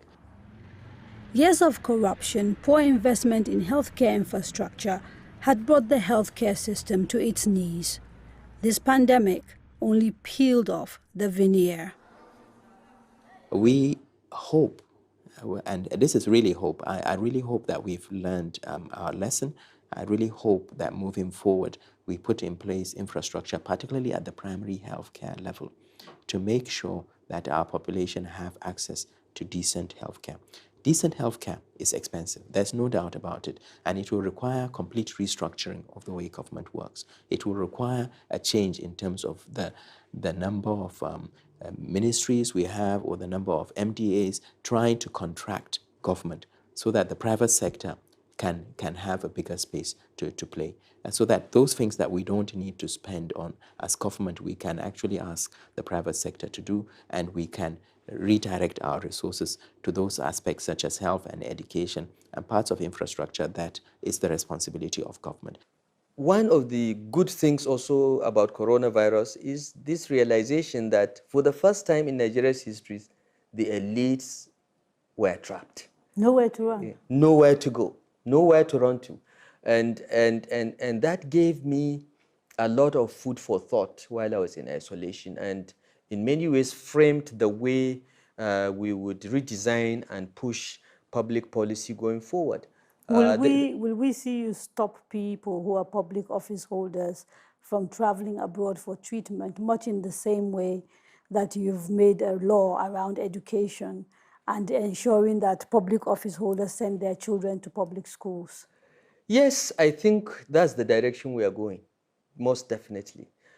I mean, it's an interesting idea, but you could argue the same about almost any other sector. Should we force Nigerians to only fly Nigeria Airways? Should we? But there's no Nigeria Airways. Well, do we need one? But my point is, I do think we're fairly libertarian society. So we are educated to compete, educated to be the best that we can be individually. But great societies are not built by great individuals. They are built when great individuals come together to value certain parts of society and build them up. Nigeria has never been lacking in resources, or even in the human energy and the desire to succeed.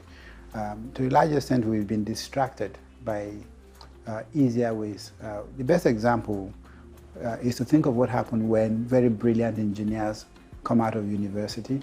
They end up working in oil companies. So they're not working in manufacturing, they're not working in building the fabric for industrialization for this country. They're not doing that.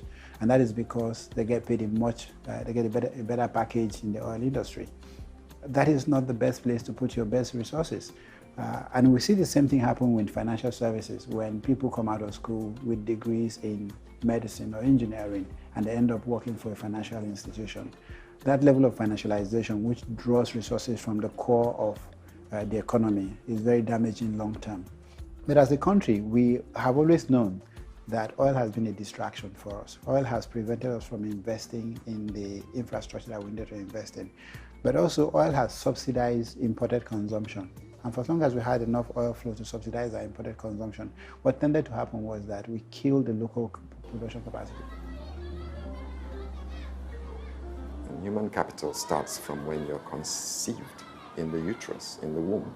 So right from the moment you're born till you're about 5 years old, the state has to ensure that all our next generation are well developed, good brain development, and then you subject them to good education. That together gives you what we call human capital. And with human capital, you can drive your economy.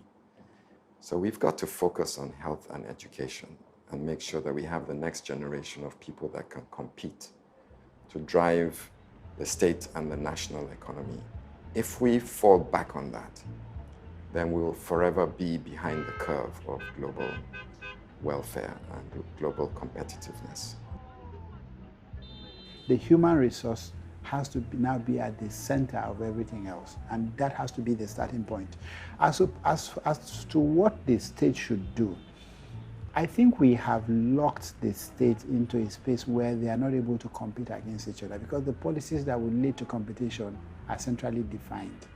I think that we should allow freedom for the state to set their economic environment, if you've seen where, within the limited power that the states have, those that have set the right economic environment have seen an inflow of capital and an inflow of people. If we expand that power, what would happen is people will experiment with different models. There are some that would think that, they don't want to be business friendly. And there are those that want to be business friendly. But give it 4 years, the result will show. I feel that COVID revealed the rot, but it also revealed the opportunity. So there were things that we thought was impossible before that suddenly has become the norm. We are now found ourselves building hospitals and isolation centers in weeks, in days. It may not be the 1,000-bed hospital that was built in Wuhan, but we've seen Nigeria, using local resources, put in place usable hospital facilities in weeks. We've seen young people come up with ideas that can translate into building ventilators locally produced. We've also seen the government intervening in the healthcare sector. We have argued for healthcare for about 5 years now, and suddenly we have a huge fund approved by the central bank for the purpose of healthcare. So it has sort of freed us also from the illusion that we can continue to import everything and be okay.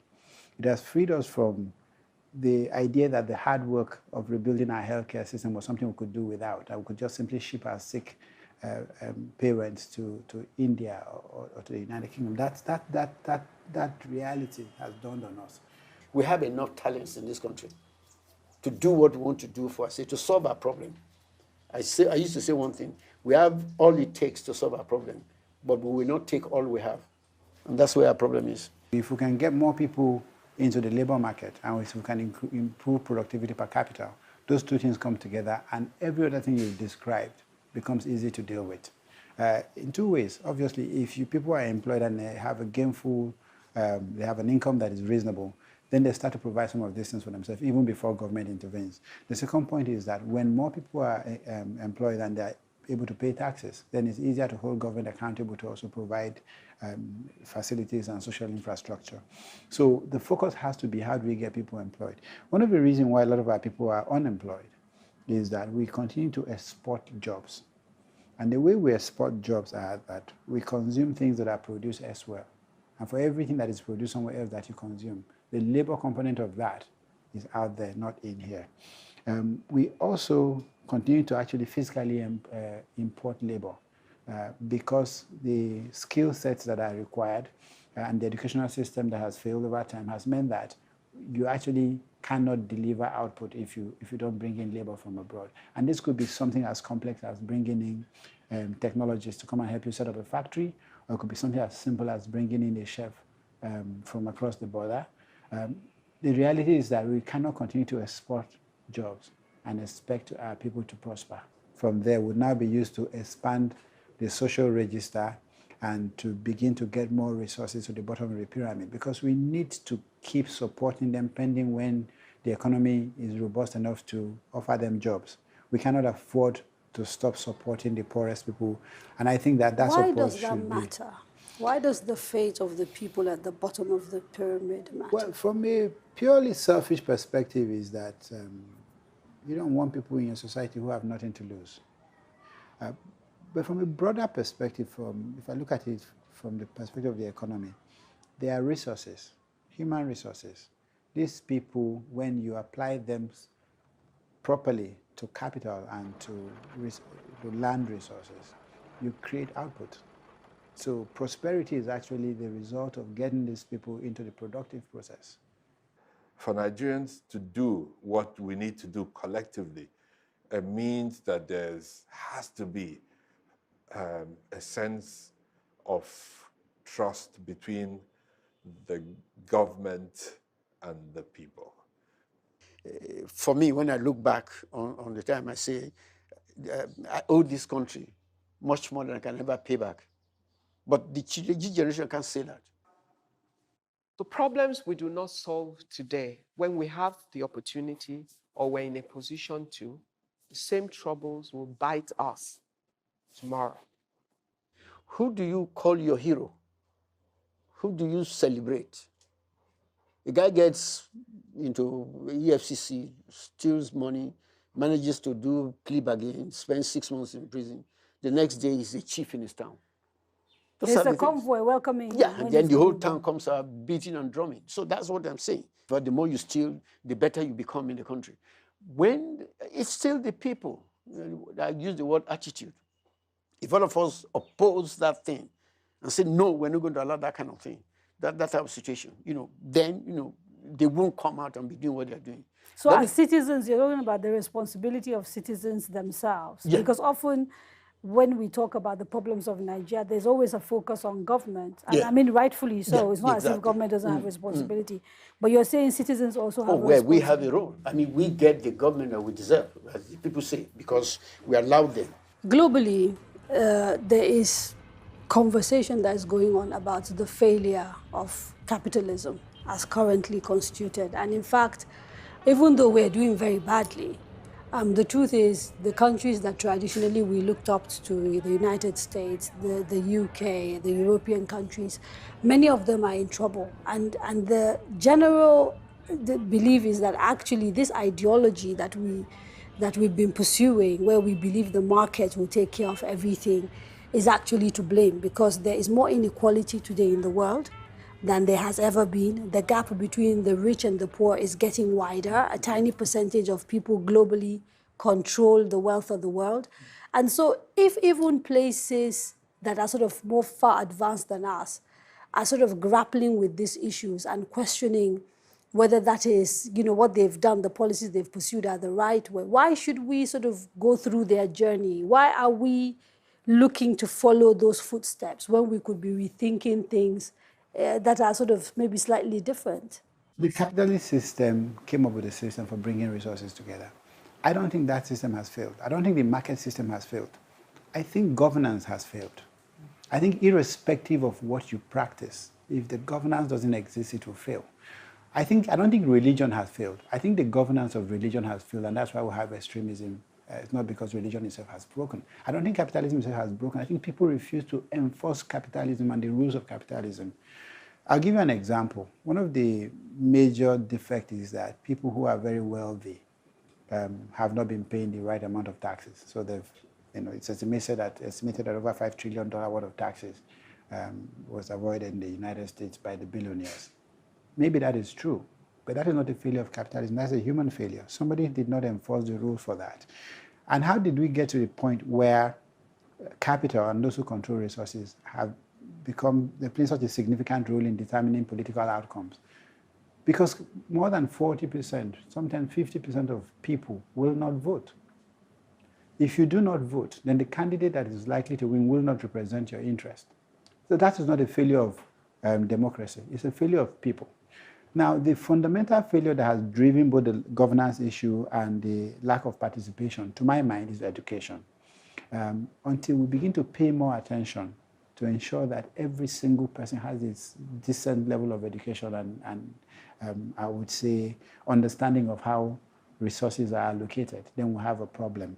If you look at the forces that have led to the rise of populism, it's generally people who are not well educated, people who do not understand the implication of their action. And people that are paying a really high price for globalization, who don't have health care, whose children, go to school hungry, who generally are looking around, and while it seems the world is, running and leaving them behind, essentially. Correct. And the reason we got to that point was that their interests were not being protected within the democracy. And the reason their interests were not being protected was that they've not organized and participated to make sure that they were considered. So it's simply a question of you choose a system, the rules are clear, we need to make sure people participate in the system, otherwise it will break down.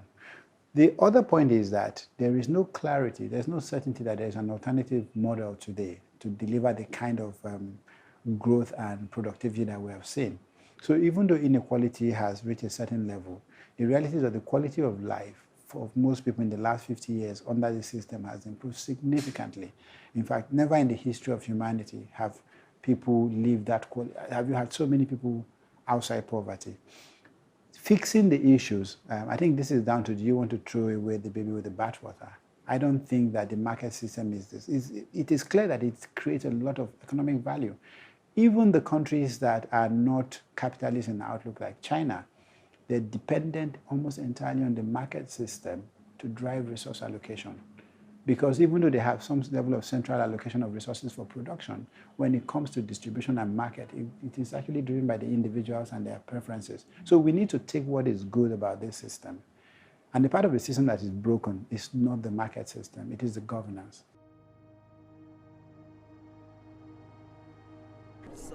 At a point we used to beg. At a point we used to cry. But now we are not doing either. We are standing our feet because it is our fundamental human right. We have the right to speak. Let your voice not be silenced. I have willingly come to a protest where there's very little social distancing and very few masks. And the reason is this. Young Nigerians are fighting against a pandemic that is taking their lives. A pandemic that seems to be much worse than COVID. Police brutality. Across the country, young people are taking to the streets protesting the fact that an anti-robbery squad, which was set up to tackle armed robbers, has essentially become something that is being used to rob young people. And they've had enough. They're saying enough is enough. They want to take this country back because as far as they're concerned, this pandemic is much bigger than COVID. And so they're out on the streets, risking their lives, knowing that it is possible they get infected, but they're willing to do it because they're saying something has to be done. From health to education to our economy, all the way to subnational and federal governance. Amidst all this, one word kept popping into my head: trust. We don't trust our government. The government doesn't trust us. We don't trust them, They lie to us every day. Them care about their pockets, care about their power, they want to perpetuate themselves in office. It's not about the people. COVID will define good leadership. And the storm has only just started in terms of the socio-economic impact. If anything, what COVID has done is to unmask the truth and remind us that challenges often happen when we least expect, and that the big test of our nationhood is likely to come without warning. But if we prepare now, we may not end up a casualty of the times or be forced to say a tearful farewell to our loved ones or our nation.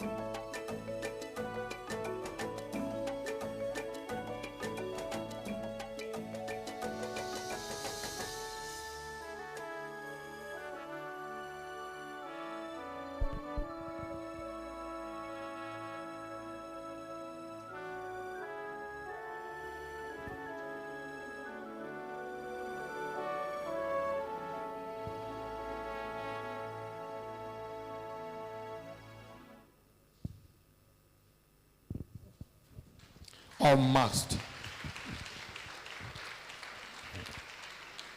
Leadership, trust, and the COVID-19 pandemic in Nigeria. Thank you very much for being a wonderful audience. And I'd just like to especially acknowledge the two collaborators or conspirators, Daria, Kadaria Ahmed of Daria Media, and Femi Odugbemi. Okay, they don't want to come out, but every member of crew, from wherever you are, please, can you stand up just for recognition? Anywhere you are, members of the crew. Thank you very much for a wonderful job. Thank you, Your Excellency. We should be going into the conversation and to have a small interlude and then conversation. But we would like to especially invite His Excellency Governor Babajide Sanwo-Olu to speak to this film and this gathering. And then we take a short break and then we'll be back for conversation.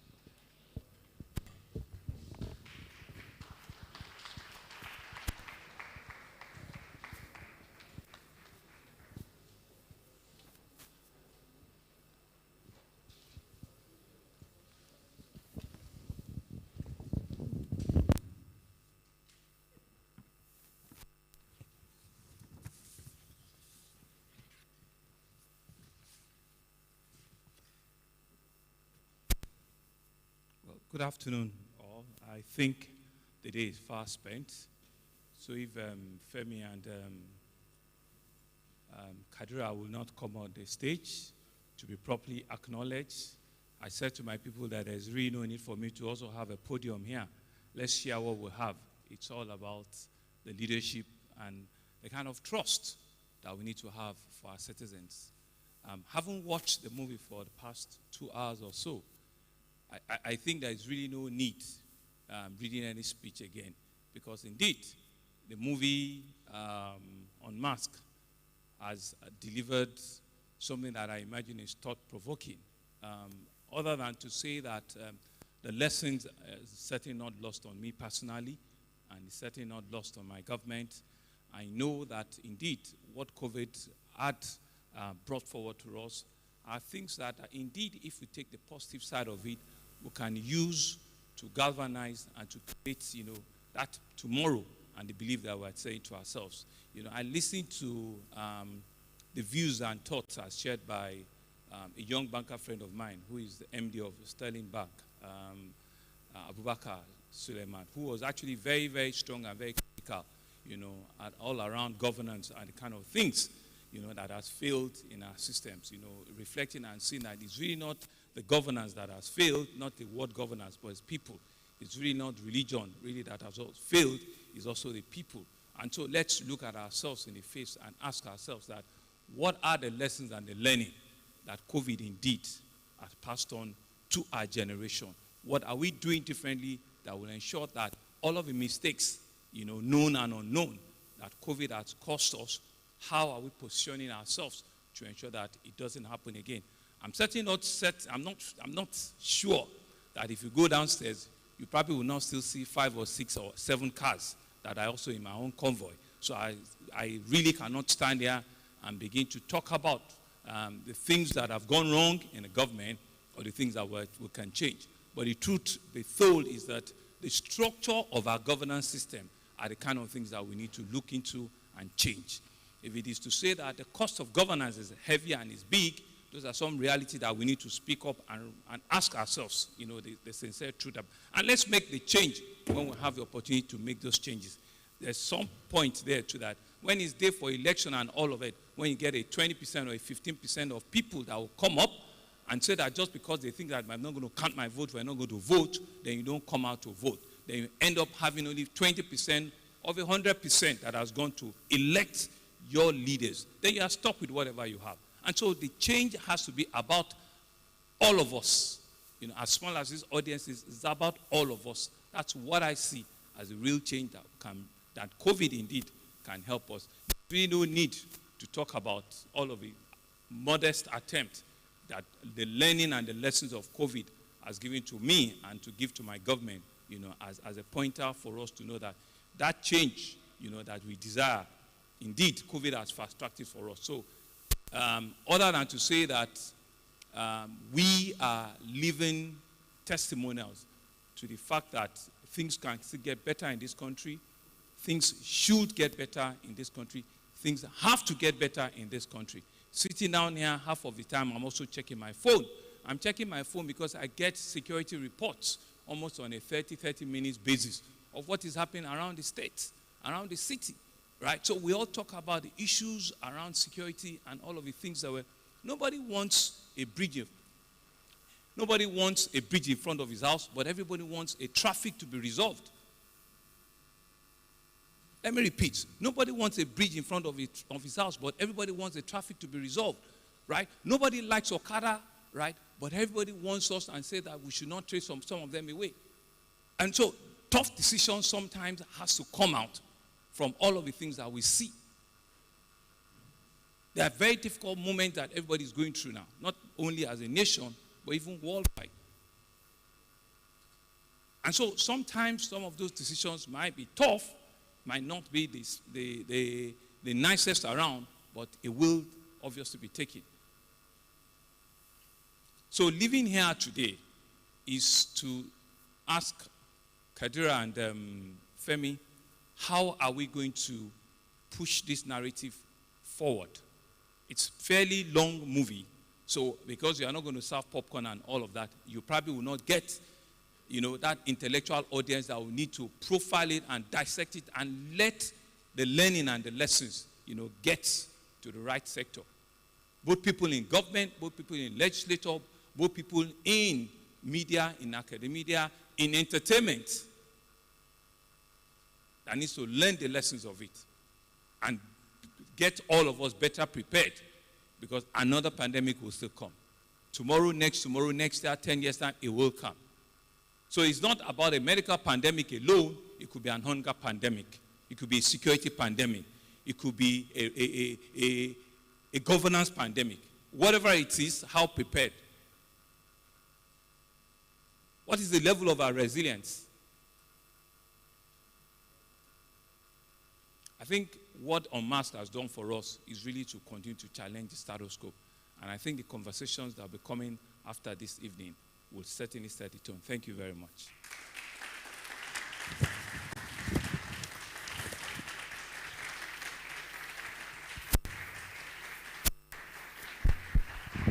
Thank you very much, Your Excellency, Governor Babajide Sanwo-Olu. Thank you, sir.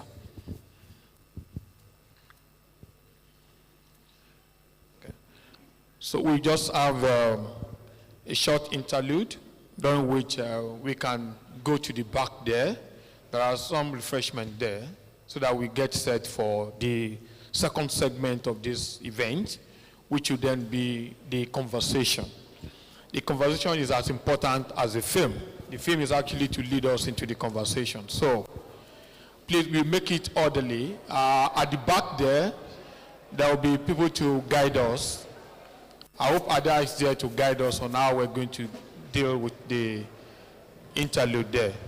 Thank you, Your Excellency, for coming, and we thank all the speakers who have been around. So.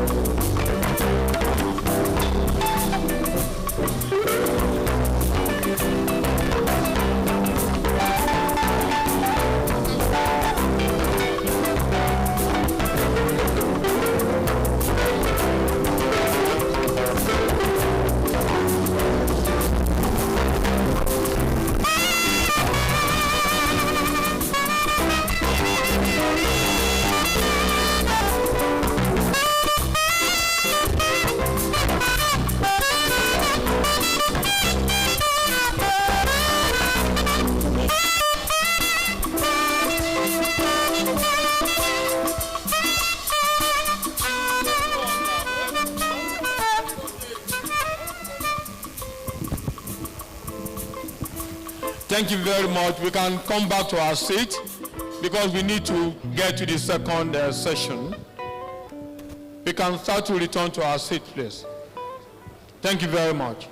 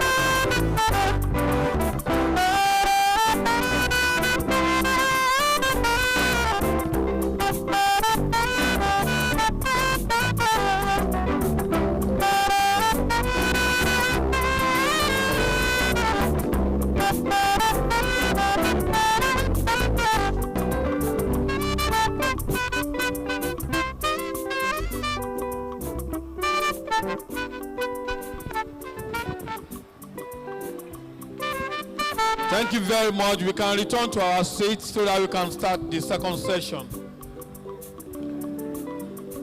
Please, let's return to our seats so we can start the second session. We're some 30 minutes late already.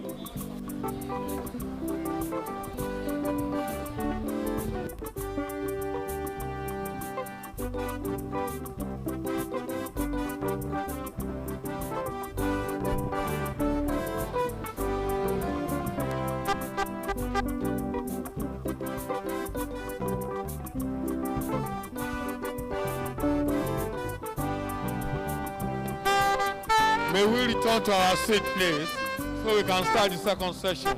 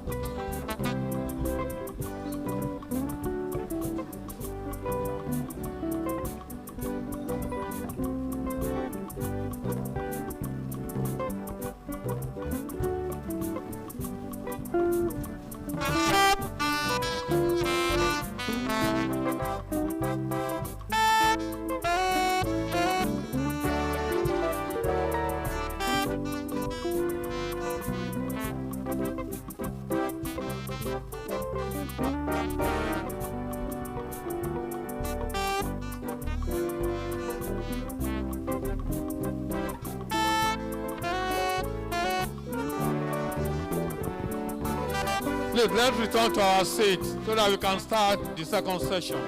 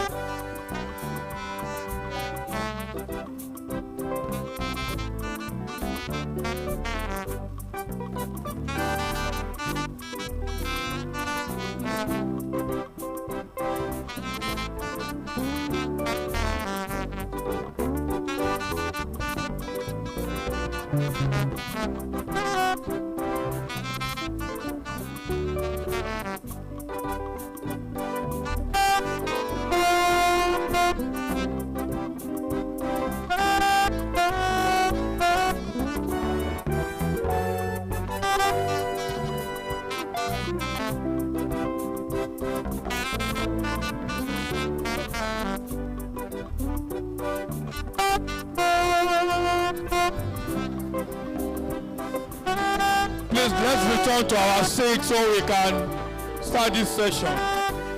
Let's return to our seat so we can start this session, please. The day is fast spent. Let's return to our seat so we can start the next session, please.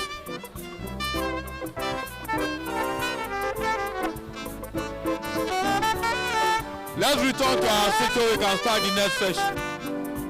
Don't let us stop the food, but let's return to our seats.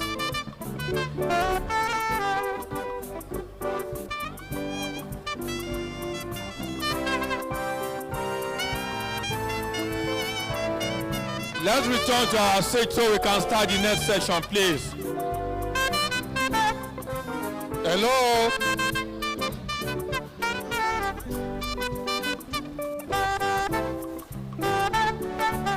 Please, Please, let's return to our seat so we can start the next session, please.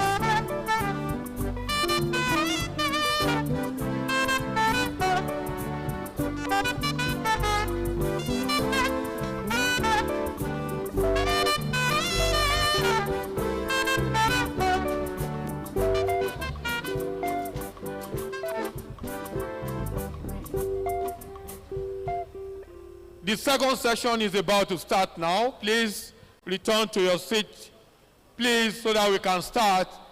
The day is fast spent. Today is Friday. People still have long distances to travel to.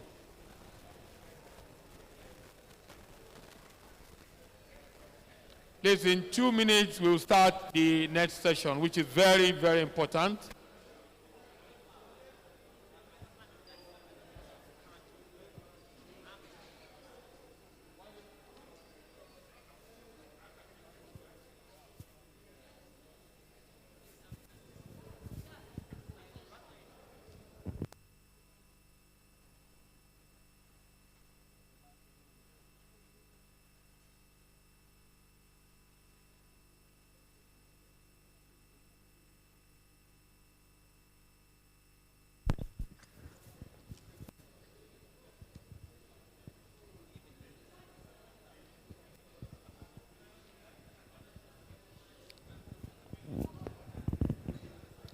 Thank you very much for being a wonderful audience all through the day. And having watched the film, I think the film itself has generated its own conversation. So what we need to do now is to distill the film, try to explore some of the subjects or some of the issues that the film has thrown up. And that's what we're about to do now, if you just oblige us by returning to your seat. And I know how to get everybody to their seat. Once I'm able to convince the people at the back there to stop serving, I'm sure many people standing there will come back to their own seat. I think that's what we have to do. It is brutal, but it may be the action that we have to take. We will stop serving now so that people can sit down, and then you can be served on your seat. Thank you very much. Please, we can move forward to fill the seats in front and the middle so the room is not so scattered. Please do all the favor of moving forward so that we don't have all these empty seats that make the room to look empty. But while you are doing that, I would like to start to compose the panel. I think the first person I will call, because she's the one to lead us through this, is the moderator herself, Kadaria Ahmed. Okay.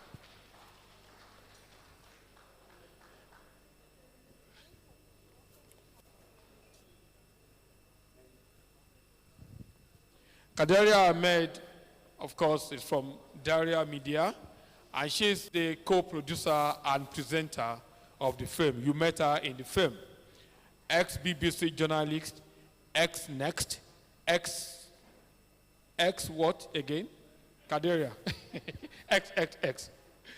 But she's the head of Daria Media, and she's a co-producer and presenter of the film that we just saw, Unmasked. Next is Dr. Chikwe Ihekweazu, the Director General of NCDC. Thank you very much. I think he's the man who has become a celebrity on our television. He's always in our living room every day. Thank you very much for the wonderful work you've done with your team, sir. Dr. Chikwe Ihekweazu, DG NCDC. Next will be Professor Akin Abayomi, another celebrity figure who has been on our screen every day for the right reasons. I think you can come to this. He's been on television every day, in our living room every day, for the very, very right reason. Thank you very much for all the work that you have done, sir.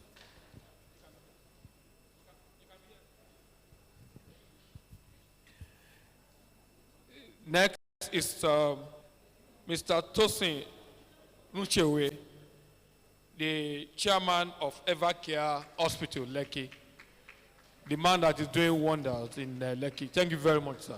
The story is everywhere.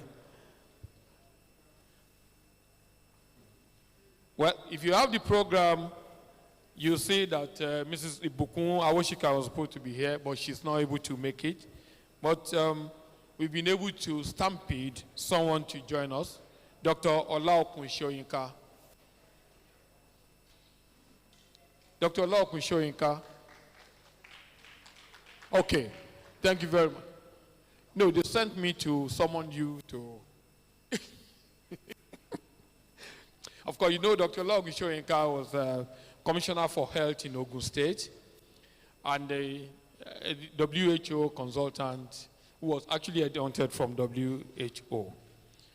Now that the panel is composed, I would like to call on the Central Bank Governor, Central Bank of Nigeria Governor, Mr. Godwin Emefiele, ably represented by Mr. Osita Nwanisobi, Acting Director, Corporate Communications Department, CBN.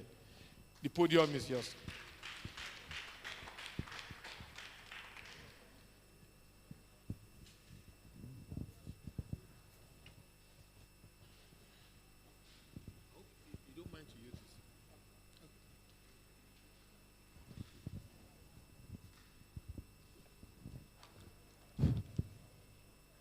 The panelists, gentlemen of the press, ladies and gentlemen, I think my task is really very simple, to deliver a keynote address from the governor of the Central Bank of Nigeria, Mr. Godwin Emefiele, who himself would have loved to be here, and he really desired to be here, but for exigencies of duties. And he has asked me to read his keynote address. I am indeed delighted to participate in the launch of this documentary film, Unmasked, following extensive work that had been undertaken by the producers of the film, Ms. Kadaria Ahmed and Mr. Femi Odugbemi. I would like to commend the producers for focusing on a very vital aspect that is required for the progress of any society, which is the development of a robust health infrastructure. In my remarks today, I intend to dwell on the important linkage between healthcare and economic growth, and some of the steps we may need to consider in order to ensure that we have a robust healthcare infrastructure that is accessible to majority of Nigerians. As we are all aware, the onset of the COVID-19 pandemic in December 2019 brought to the fore the vital linkage between public health and economic growth. Nations all across the world, with the exception of China, witnessed unprecedented declines in growth in year 2020 due to the rapid spread of the virus, along with the imposition of containment measures that were designed to slow down the spread of the virus. Policymakers across the globe were faced with a dual challenge of trying to address a public health challenge, which has so far resulted in over 155 million infected cases and 3.2 million deaths worldwide, and at the same time, working to reverse a significant downturn in economic activities.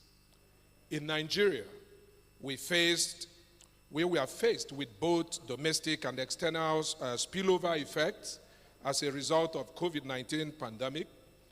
First, the over 60% decline in oil prices in the first half of the year affected our foreign exchange earnings, as well as government revenue.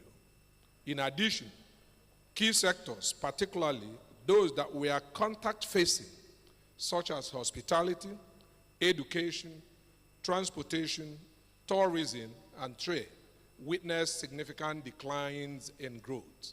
A culmination of these factors resulted in our economy falling into a recession in the second quarter of 2020. The crisis brought to the limelight the impact of public health on economic growth, government revenues, and unemployment. Addressing the public health crisis, along with the downturn in the economy, required strong coordination from both the monetary and fiscal authorities. Thankfully, our joint effort led to the emergence of the Nigerian economy from recession in the fourth quarter of 2020. Our first objective was to restore stability to the economy by providing assistance to households and businesses that had been severely affected by the pandemic, as well as by the lockdown measures. Measures were put in place by central bank through our intervention programs to support households and businesses in the agriculture and manufacturing sectors. However, we also realized that our recovery efforts would be in vain if we did not pay considerable attention to improving the capacity of our healthcare system to respond to the crisis, as well as ramp up efforts to build a sustainable healthcare infrastructure that could anticipate and respond adequately to a potential health crisis in the future. Building a robust healthcare infrastructure was also vital from a security perspective, as some nations had imposed restrictions on the export of vital medical drugs, as well as the use of drug patents that could aid in containing the spread of the pandemic. As a result, we focused our interventions in the healthcare sector on three areas. One, building the capacity of our healthcare institutions, supporting the domestic manufacturing of drugs by businesses, and three, providing grants to researchers in the medical field in order to encourage them to develop breakthrough innovations that would address health challenges faced by Nigerians. In this regard, we disbursed over 83.9 billion in loans to pharmaceutical companies and healthcare practitioners, which is supporting 26 pharmaceutical and 56 medical projects across the country. We were also able to mobilize key stakeholders in the Nigerian economy through the COVID Alliance, which led to the provision of over 25 billion in relief materials to affected households and the setup of 39 isolation centers across the country. These measures help to expand and strengthen the capacity of our healthcare institutions to respond to the COVID-19 pandemic. We also initiated the Healthcare Sector Research and Development Intervention Grant, which will aid research on solutions that could address diseases such as COVID-19 and other communicable and non-communicable diseases. So far, 4 major healthcare-related research projects are being financed under this initiative. Distinguished ladies and gentlemen, while these interventions have helped to improve our capacity to respond to the crisis, we cannot afford to rest on our oars, as more work needs to be done to build a more sustainable healthcare infrastructure in our country. This work will require the collaborative efforts of both the public and the private sector stakeholders. One key aspect which we would have to address is improving access to healthcare for all Nigerians. A key factor that has impeded access to healthcare for Nigerians is the prevailing cost of healthcare services. According to a study by WHO, only 4% of Nigerians have access to health insurance. Besides food, healthcare expenses are a significant component of the average Nigerian's personal expenditure. Out-of-pocket expenses on healthcare amount to close to 76% of total healthcare expenditure. At such levels of health spending, individuals, particularly those in rural communities, may be denied access to healthcare services. Expanding the insurance net to capture the pool of Nigerians not covered by existing health insurance schemes could help to reduce the high out-of-pocket expenses on health services by Nigerians. It will also help to increase the pool of funds that could be invested in building our health infrastructure and in improving the existing welfare package of our healthcare workers. The private sector has a significant role to play in this regard, given the decline in government revenues as occasioned by the drop in commodity prices. Leveraging innovative solutions that can provide insurance services at relatively cheap prices could significantly help to improve access to healthcare for a large proportion of Nigerians, particularly those in our rural communities. The second aspect I believe that is vital is supporting research and development in healthcare. The COVID Alliance, which reflected significant collaboration between the private and public sector in not only improving access to healthcare services, but also in disseminating information to the general public on useful measures that should be taken to curb the spread of the virus, played an instrumental role in aiding Nigeria's response to the COVID-19 pandemic. Leveraging capital from the private sector to complement efforts by the government in supporting innovations in the healthcare space can bring immense benefits to our nation. I am aware of some of the work by a research institute, the Africa Center of Excellence for Genomics of Infectious Diseases in Osun State, in decoding the genome sequence of COVID-19 virus 48 hours after the first case of COVID-19 was reported in Nigeria. It is vital that we encourage the works of these and other research centers by creating an environment where private sector firms can invest in the works of these research institutions. Given the challenges our nation faces as a result of the pandemic, it is indeed vital that all stakeholders work to build the capacity of our researchers and institutions to address domestic healthcare challenges. Strengthening collaboration and partnerships between researchers, public as well as private sector stakeholders across the country is crucial in enabling Nigeria to build a more robust and proactive healthcare infrastructure system. Another aspect that we must also consider as a key lesson from the COVID-19 pandemic is the role of improving access to information on proper health practices. Dissemination of information on COVID-19 was useful in improving awareness on the virus and by ensuring people engage in good, healthy practices such as sanitizing their hands, maintaining reasonable social distance, and wearing of face masks. These measures help to contain the spread of the virus and in reducing the pressure on our existing healthcare infrastructure.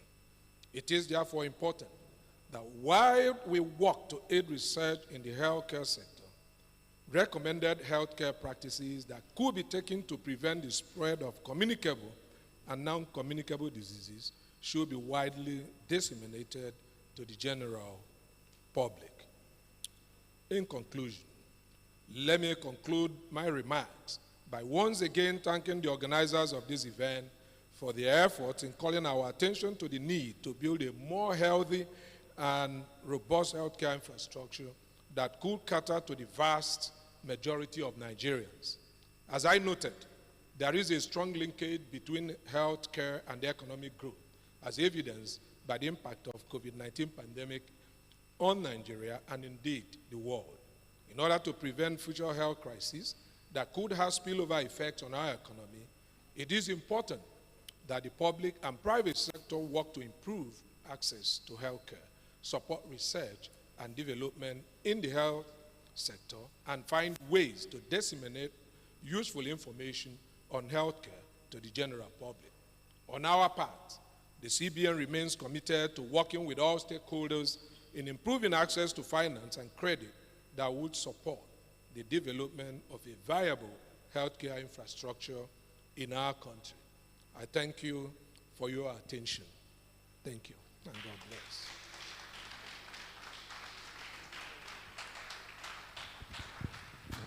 Thank you very much. The Acting Director, Corporate Communications Department, CBN, Mr. Osita Nwanisobi. Thank you very much.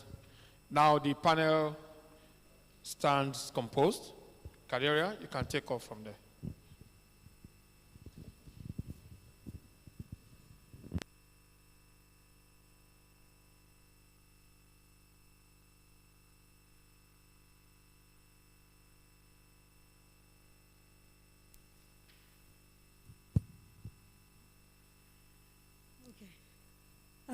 If I may, before we start the panel, I'd really like to extend my gratitude and appreciation to Mr. Osita for coming here and ably representing the CBN governor.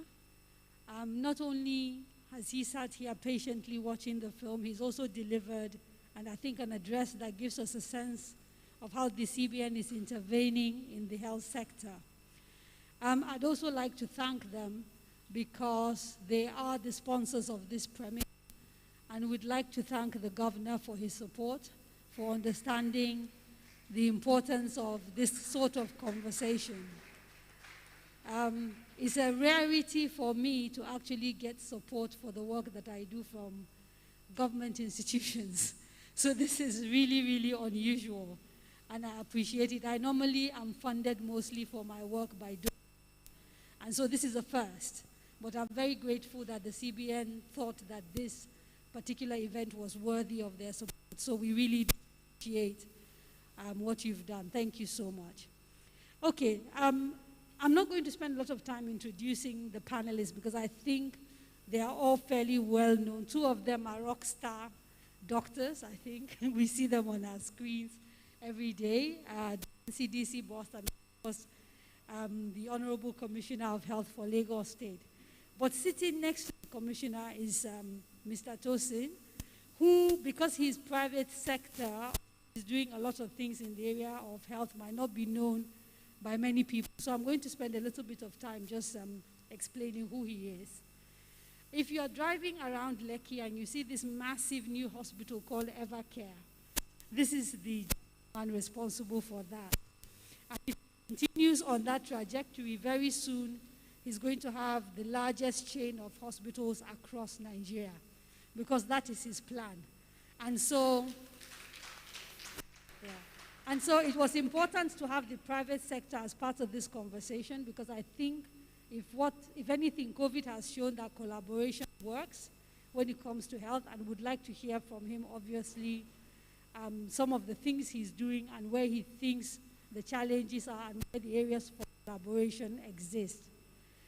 Next to the NCDC boss is my big brother and my friend, Dr. Ola Soyinka, who is a public health specialist, a medical doctor by profession. He's also been in government.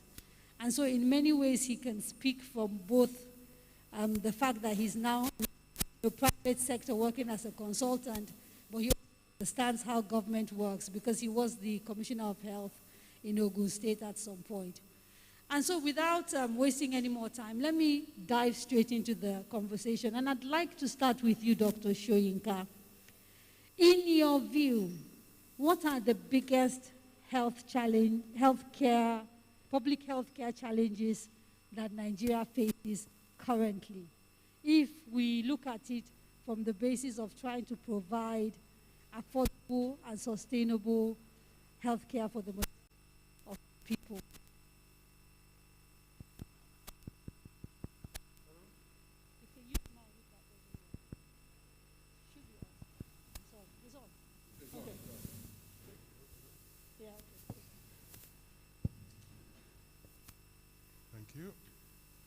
Good evening, everybody. Congratulations to Kadaria and Femi Odugbemi for the wonderful, and the team for the wonderful documentary. And I'd also like to take this opportunity to thank, as you call them, the rockstar doctors with us who have worked tirelessly. And by the way, I've put their health and lives on the line. I believe both of you got COVID in the process of doing your work. So thank you for doing that on our behalf. So the biggest challenge, I'm very biased. I'm coming from an angle that a drum I keep beating all the time. And that is that the greatest challenge we have right now, or the greatest challenge that faces us if we're going to get our healthcare system going, is to resurrect, and it was mentioned, I think, by the chairman of the PTF, amongst others, is the primary health care. You have trust in your title there, and everybody knows what primary health care does, but maybe people don't realize that that element, which is so important, that came out very strongly there, is also something that primary healthcare can solve, because a proper primary healthcare service will situate community-based centers who become trusted by the group of the population they serve. So when, even as eloquent as Dr. Chikwe is, he represents the federal government. When he goes into a community somewhere, he'll be seen as a big oga and very important, and we all know he's also very competent, but the communities are distant. They feel the distance. The person they go back to say, so what Dr. Chikwe told us, I know he has read book a lot, but what he told us about vaccines, is it true? Is their local healthcare worker who they maybe delivered their children, or they've known them for years. So primary care is an absolutely critical foundation to public health initiatives and provision of healthcare effectively to the population. Before I bring in Professor Abayomi, let me ask you a second quick follow-up question. From your point of view, given the current structure of our health architecture in terms of the administration, are we getting it right? Because at the moment, you have state governments supposed to manage aspects of primary health care. But at the same time, we have a primary health care board that sits at the federal level. And so for amateurs and people who don't really understand medicine properly, on the outside, it looks like a confused system. And we don't know where to put the responsibility for primary health. In your view, the administration sector work? The simplest answer to that is no, you're right. It does look confused. And one very glib way to put it would be that you put the most important tier of healthcare under the responsibility of the least resourced tier of government. In other words, local government are really the final people responsible for primary healthcare. Now, of course, in practice, it also devolves back to the state government. The federal government, the Primary Healthcare Development Agency, they're more responsible for programs. So I wouldn't, it makes sense for them, they're pulling together things like malaria and vaccination and what have you. So that's fine. But to have functional, quality primary health care, you really need to have it at the well-resourced level, but you also have to have people to believe in it. And what's going to happen is, for instance, Mr. Runsewe is setting up a wonderful private sector initiative, but that doesn't absolve government of funding healthcare. What it means is that government should have more funds to push to what government can do best. And that includes things that are not sexy for the private sector. For example, training, producing the human resources for health, which we are very bad at and is not particularly attractive to the private sector. So government has to take up the slack. If they're going to delegate to private sector, let me bring in Professor Abayomi, who, of course, in his job has responsibility for primary health care in Lagos. Given what currently exists, what are your biggest challenges when it comes to managing primary health care? And I ask this in light of some of the comments you made during the documentary, where you identified the focus on health and education from children who are sort of born to the time that they're 5 as being critical to their growth and for Nigeria to get the proper human resource. In the light of that, what are the biggest challenges that you face managing primary health care? And are the current structures appropriate in your view, or would you like to see a change? So thank you very much for that question. I think the question was that what is the relevance of primary health care? Human capital development, are the structures okay, or is there need for change? And whether the current structures, in your view, are the right structures and are efficient, or whether we should be tweaking. The way? Or changing them, yes, the way we manage primary health care now. Okay, so we have 3 tiers of health apart across the board. Standard, you have your highest tertiary, your secondary, and your primary. The primary is where most people go to. It's like family medicine, your street practitioner. It's the first port of call, you know, where you go get your immunizations, you go and get treated, you get your health education, birth control. It's the crux of health delivery. It's only when you have something more complicated that you get referred up to a secondary or tertiary. So really, as a state, our focus is on primary health care because that is where 80% of health delivery takes place. At the moment, we call it the orphan child because it doesn't seem to have a parent. It's neither owned by the federal, by the state, or by the local government. So it's just floating out there, you know. It doesn't have enough resources allocated to it because there are 3 levels or 3 tiers of government that are contributing to its sustainability. It's a bit of a confused mismatch. The federal government have tried to regularize this by saying that the governance of primary health care resides in the primary health care board and that all the other levels of government should contribute to the primary health care board, and it's the business of primary health care board to manage the affairs of primary health care platform. At the same time, the private practice is also running primary health care, you know, general practitioners, organized hierarchy of private sector. So you have, in a state, you have people accessing primary health care in the private sector and accessing private health care in the public sector. When you look at both, you know, the general tendency is for the public to migrate towards the private sector because there are probably slightly better conditions of service, better human resourced, the environment is a bit more comfortable. But the reason why we have this dilemma in the public health sector... Just a minute. Can I please ask people to be quiet? Excuse me, those people at the back by the food, we can actually hear you. Thank you. Sorry Thank you. about that. Thank you.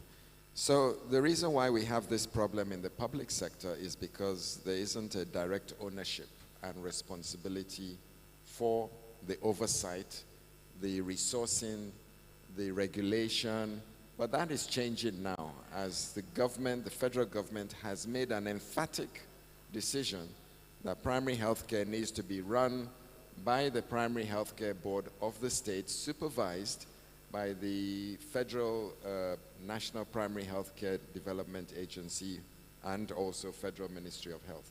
So we hope now that there will be structure, there will be harmonization, there will be standardization, there will be opportunities for private sector to participate as well. I think there's this great fallacy that government needs to do everything. Government is an enabler. Government is a regulator. Government is a public protector. And government, finally, has got to ensure ease of doing business. That's our job. Some people actually say government has no business doing business. Our job, really, is to set the standard, but allow the private sector to participate as fully and as possible they can be here. Okay, so and in that particular philosophy seems to be embedded the idea that people can actually afford private healthcare. So when you talk about, you know, government enabling, but, you know, enabling participation by private sector, there are those who argue that given the level of our economic difficulties and the fact that we have a huge percentage of poor people, pushing the responsibility for healthcare into the private sector is akin to essentially sacrificing a whole bunch of people who may not be able to afford private healthcare. So what is the answer to that?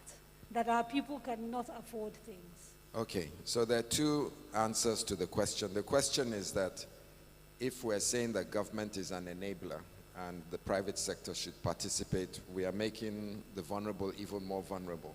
Okay, so the first solution to that is a national health insurance scheme. Okay, you can't get a cheaper premium than that, and you get a whole bouquet of services across, you know, everything you need, from hypertension to birth control to delivery to blood pressure, malaria, all that gets taken. Almost 80% of your medical needs are covered in the very simple national health insurance, and it's curated at such a level that really a lot of people should be able to afford it. Now, when I said that government should allow private sector, I didn't say government should absolve itself. We need to set the standard. We need to create the opportunity for certain people who just need to be protected to have access to public services. But, you know, on the other hand, we're a capitalist country. We're not a socialist country. We're not a communist country. If you are a capitalist country and you want to provide services, then you must pay your taxes. Right? Yes. Okay. Social services are not free. Health is very expensive. And I think we'll come back to discussing the different models and the assumptions that underpin all of them. But let me bring someone from the private sector who's sort of been in the business of health. Because Mr. Runsewe, at some point you ran AXA Mansard, and part of the portfolio of AXA Mansard includes health insurance. So from the point of view of a private sector person who is now playing in the health sector and in a big way, what, in your view, should be the relationship between government and the private sector when it comes to enabling a health sector that serves the generality of the public? Thanks a lot, Kadaria, and I would like to join everyone in congratulating you for the excellent movie that you have produced. Hopefully it will be packaged into series on TV so people can watch and debate the issues that you have brought up. I think the relationship between the public and private sectors must be a highly collaborative one, if that's the question. It must be a highly collaborative one across all levels. The state of our healthcare system, as you have shown in your video, is one that requires urgent attention and sustained attention, both from policy as well as capital and a lot of political will. So if you're talking about how to create access for 200 million Nigerians, I think Professor Abayomi has been very clear. Health insurance is number one. Health insurance is absolutely vital. We do have a national health insurance. Why isn't it working the way it was designed to? Thank you. So I should clarify and say mandatory health insurance is vital. So we have health insurance, but Nigerians are not the people that are most attracted to insurance by itself. But a mandatory health insurance policy will do two things. Number one, for all of the people that are working, whether they're working for SMEs, for the government, for large corporations, it should be absolutely mandatory for their employers to put in place a health insurance policy for the workers and members of their families. If we do this, we will sort out 50%, 100 million Nigerians will have a basic health insurance program. For the remaining 100 million, between the states and the federal government, we must create a social insurance program that is funded, through various means. Just a minute. I really need you guys to stop. The servers at the back, some of you are on the phone. Can you please be quiet? Otherwise, please go out. Thank you.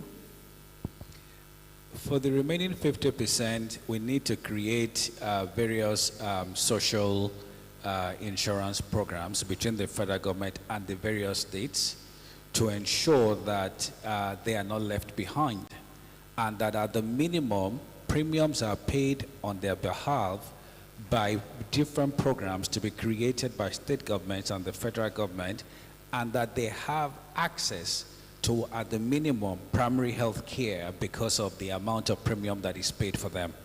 And I think Lagos State, for example, has already started in this regard. They have already enacted a law making health insurance mandatory, and they are beginning to enforce it. This has to be replicated. So that's one. Secondly, we have to start to look at the human resources that are really catering and serving, all of us.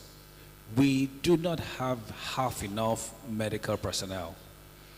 And the situation is getting worse by the day, because even those that remain are all looking for how to leave and to go to the Western countries and to go to the Middle East. We need to expand the capacity of our medical schools, of our nursing schools. We need to pay attention to the development and training of medical personnel so that we can have enough people to staff these primary health care centers that Dr. Shoyinka and Professor Abayomi have, both talked about. Nigeria is a very big country. We graduate only 3,000 people every year. We probably need to graduate 10,000 people from the colleges of medicine annually. And it takes 7 years to train a doctor. So we need to start that journey today. And again, it cannot be done by the government alone. We heard one of the professors in the that you interviewed in the documentary talking about how expensive it is to train doctors. The private sector can get involved. We at Evercare, for example, we have built a first-class tertiary hospital, which we would be very happy to make available or to partner with a private university, for example, that wants to build a college of medicine. I mean, this is a first-class, hospital that has been built there, and we would be very happy, to support a college of medicine, for example. So I think it has to be collaborative. So, Dr. Chikwe, I want to ask you two questions. The first is related to what we've been talking about, and then a second question really on your role. You've practiced in the UK before, and often when we talk about health in this country, I hear again and again from people the need for private and public sector collaboration. People talk about health insurance, and yet the place that is sort of famous for health insurance is the United States, where healthcare is not available at the point of need. It's not free at the point of need. And then there's the NHS in the UK, where regardless of who you are, you walk into a hospital and you get some sort of care. Looking at the state of Nigerians and our lack of resources and all of that, one is tempted to think that the NHS model should be what we are pursuing. And yet I never hear people talk about that in conversation. As someone who sort of understands all of those systems, what are your thoughts regarding what the best approach is to making sure that basic health care is available to all Nigerians, regardless of their social status?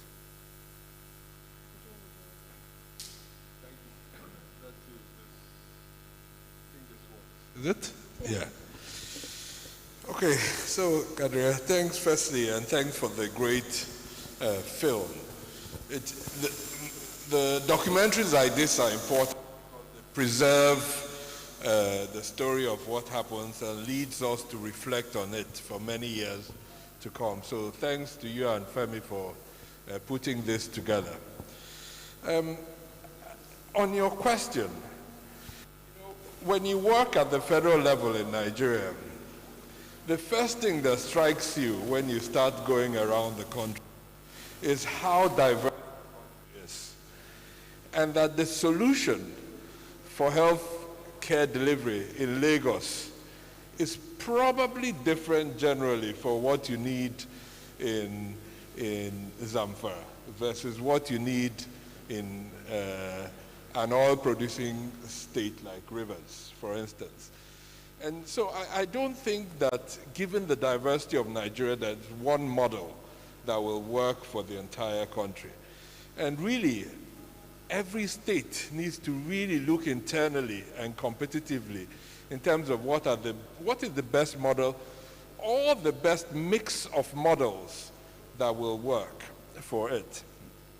But whatever model we choose, the one challenge and opportunity I see in all of this is to focus on delivery. I think the operational delivery in Nigeria is so frustrating. And this is the same for private sector hospitals, for public sector hospitals, that makes us then jump to changing the structure rather than trying to make anything work, because it's easier to think you can reorganize than to make what you have work. So, and why do I say it's also an opportunity? The opportunity I had at NCDC, to an extent, was also its biggest challenge, is that it was a young organization, a young parastatal, one of the youngest in the country. What it means that we didn't really inherit a large bureaucracy. So we had a fairly young organization we could build from bottom up and inspire a certain culture in. And in building that culture, we pushed hard and people learned how to work and deliver. Not an easy journey, but that delivery and focusing and improving will lead to incremental improvements over time.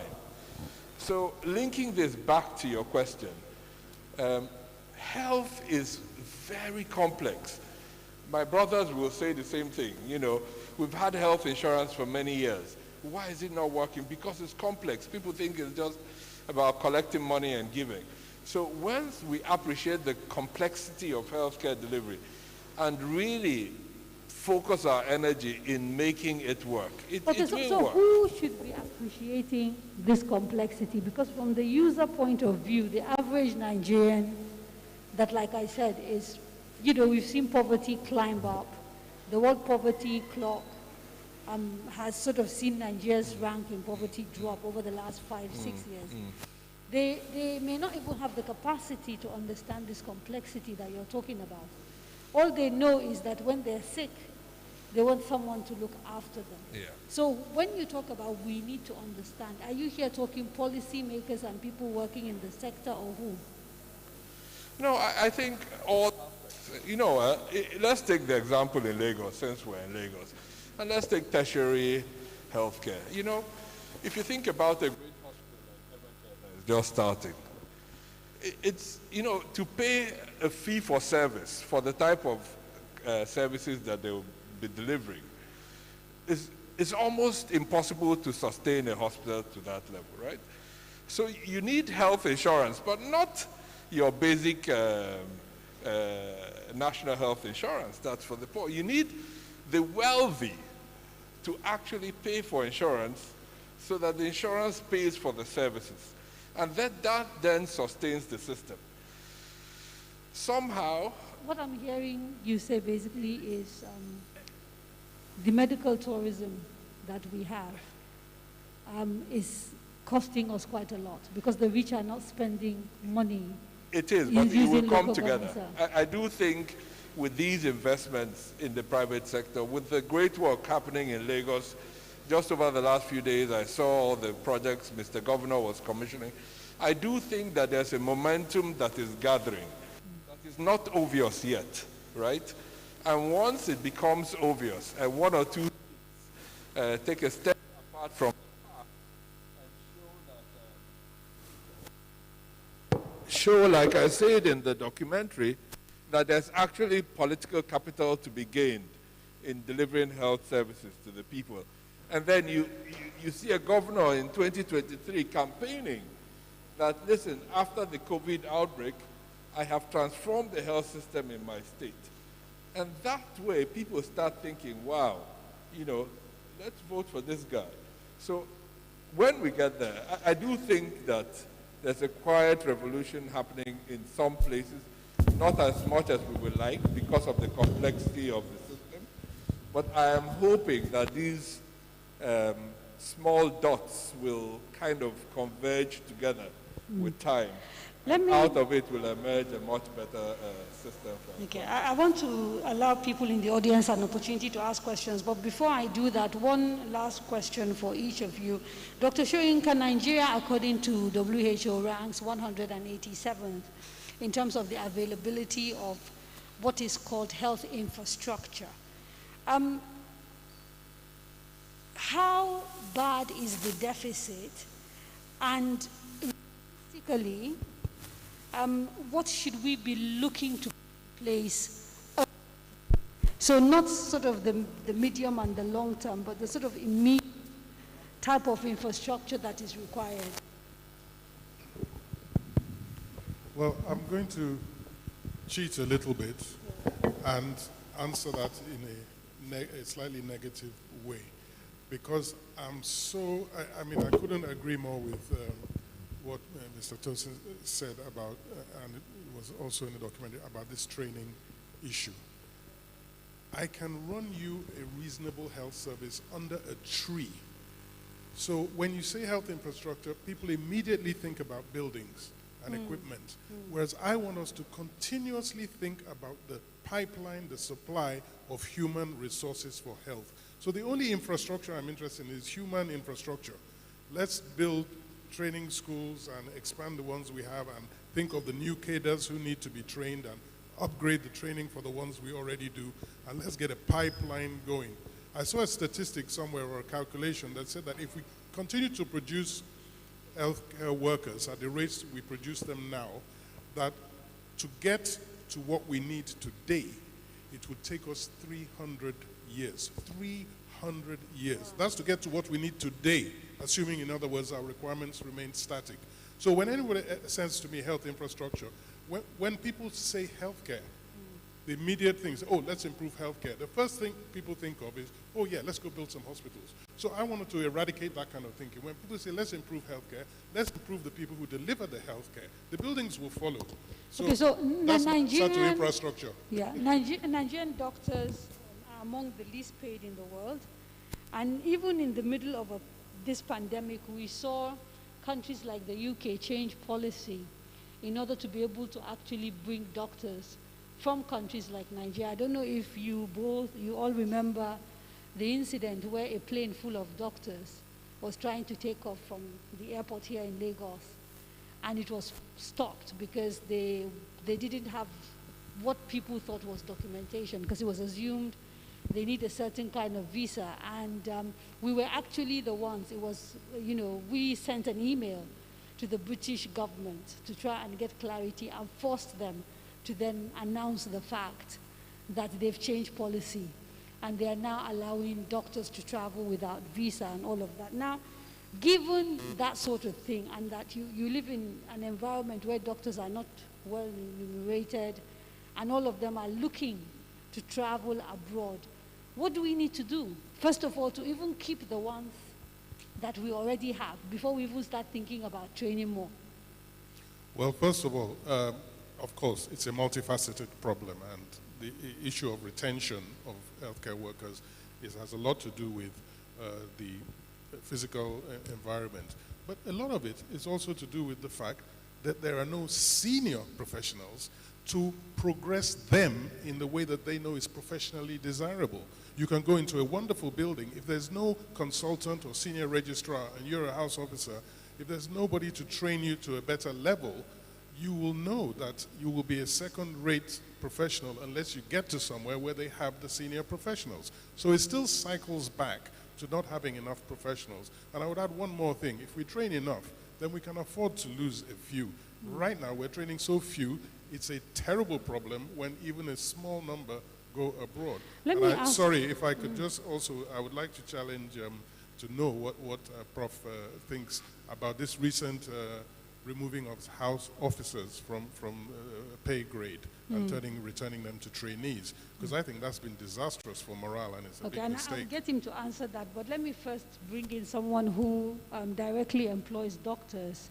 When you are recruiting for your hospital, What are the sort of conversations that you are having with the doctors that you find are willing to stay and work for you? What are the things that are making them resist the temptation that we've seen other doctors, come to and go abroad? Because despite the fact that we say people leave, there are a handful that are staying.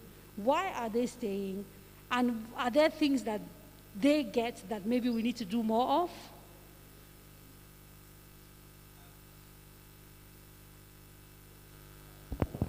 So in the private sector, there are several factors that are responsible for the retention of not just doctors, but nurses, let's just say medical personnel. First, they don't want to work for a one-man hospital or clinic. And in the private sector, we have over 4,000 clinics in the country, highly fragmented. Hardly more than maybe 10 you would find with a structure of 50 or more than 50 beds. So they're small. There is no career path. They don't want to work for a place where there is no career path. If you join banking today, fresh from school, you start as an executive trainee. And for the brightest and the best, they can say in 20 years, I have a chance to become the managing director, and there is a path. In private sector healthcare in Nigeria today, there's very little of that. So we need to have consolidation, in that sector. Secondly, we need to have continuous training. Thirdly, we need to bring in capital to ensure that those hospitals that are then consolidated, they are larger, they're well-resourced. We need to ensure that they're also well-equipped. When you have a combination of a fantastic working environment, there is a career path, you're well remunerated, again, because health insurance is working. We reduce the 77% out of pocket maybe to lower than 50%. Health insurance goes up from 1% to 10 or 15 or 20%. We create an environment that makes healthcare once again attractive to people, and we need to do it. Professor Abayomi, the question that Dr. Soyinka asked, but also in addition, similar question to what I asked Mr. Tosin. Lagos State is an employer of doctors as well, and I'm wondering whether there is a conversation as well there regarding because often Lagos seems to be the place that sets the pace for the rest of Nigeria. So what are your thoughts from a policy perspective in terms of just sorting out medical doctors and making not just medical doctors but even nurses and other skilled medical personnel and encouraging them to stay? So if you examine brain drain in whichever sector, there are two forces. There's the pull force and there's the push force.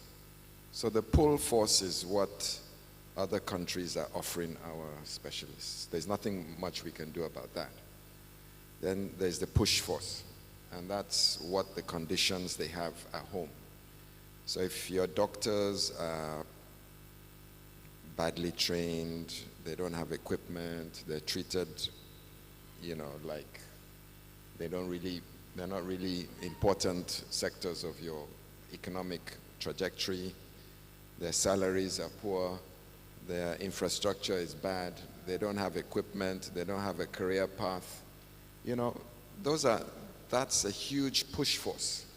All they need is an offer from anywhere else in the world, and it can even be another African country.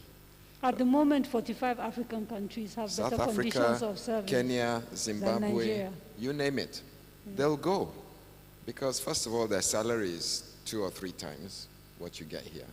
2, they get treated with a lot more respect. 3, they have at least equipment to practice their trade. Their buildings are not falling down on them. Society has more respect for them, and therefore the flight is outbound. What we are doing in Lagos, and we hope we're trying to, influence the rest of Nigeria, is to improve the conditions, improve their working environment. if you just keep making health personnel or health professionals and you don't look after that push factor, you're just going to be making them for export. You know, you must address the environment in which they're working, make it more conducive for them. We all know now that health is a socio-economic security issue.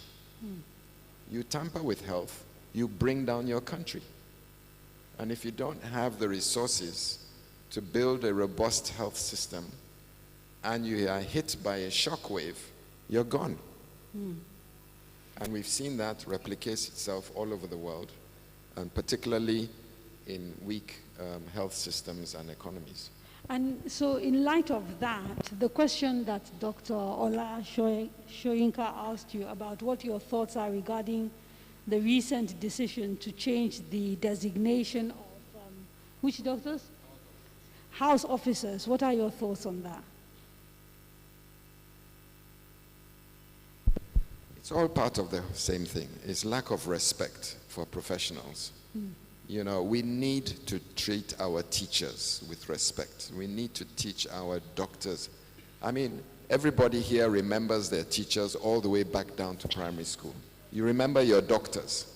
You remember everything. And I told you, human capital is based on health and education. In some northern hemisphere countries, teachers are the best paid professionals. And those are countries that are serious about developing human capital. And you cannot compete with the rest of the world with a delinquent human capital, where their brain hasn't developed properly because of malnutrition. You've sent them to schools where the teachers are uneducated themselves.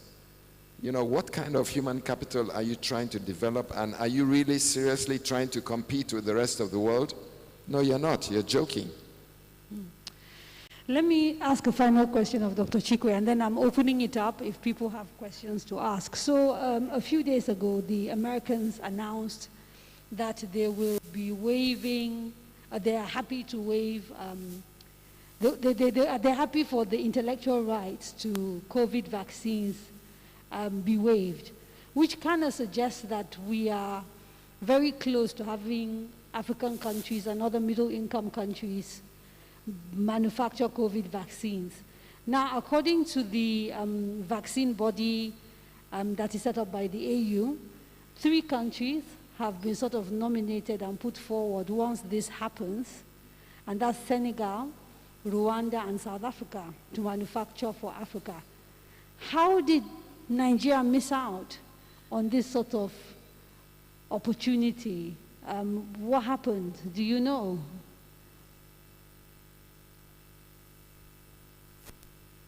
So, you know, a theme that has gone through the documentary you produced, and is the theme of discussion this evening a bit, is on human capital development, right? And I'll get to your question. I want to link to it. You know, with the story of the number of labs that we've supported the establishment of over the last year, guess one of the most sought-after professionals right now at NCDC? They're biomedical engineers. Because to keep each of the equipments going, we have something they call biosafety cabinets, where you work with these dangerous viruses. They require certification after every 18 months, right? To show that it is still safe for you to work in them. To do that certification, you need a certain level of training. There are very few people with that expertise in Nigeria. So I have 3 biomedical engineers in NCDC that are constantly on the road, traveling around the country, fixing pieces of equipment. Now, what is the link to the question you've asked? For us to get to so vaccine manufacturing is like the extreme end of what is required in terms of, you know, if you produce medicines, injections, you know, vaccines are really at the end. So for us to get there, we have to be intentional in how we develop our capacity to do so. And that is what these countries have done over the past few years. Senegal has existing yellow fever vaccine manufacturing right now. So The point I'm making is, yes, we are not part of the first three, but we're definitely in the game. We have a need, we have the population size, we have a market, so we have to start. The reality is we haven't started as earlier as we should have, but really now is the time, and there are moves to really push hard in this direction.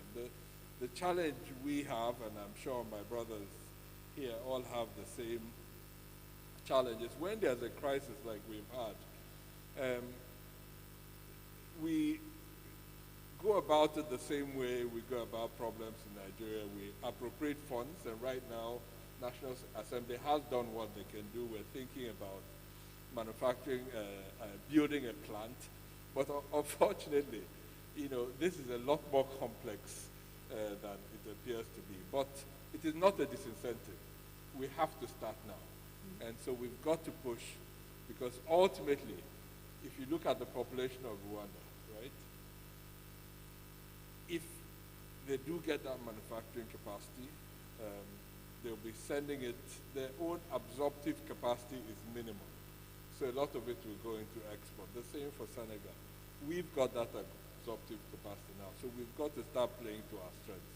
And that's really the conversations that I hope the shock of this pandemic will push us towards, to really start. And are you, the same question I asked you in that documentary, because this was like last year, let me ask it again. Are you seeing anything that has happened between March and this year that is making you hopeful that people are learning and understanding that it cannot be business as usual? I think so. I really think so. I do think that people understand. Kadaria, nothing has stopped, at least not in my lifetime, an entire country the way this one small virus has, right?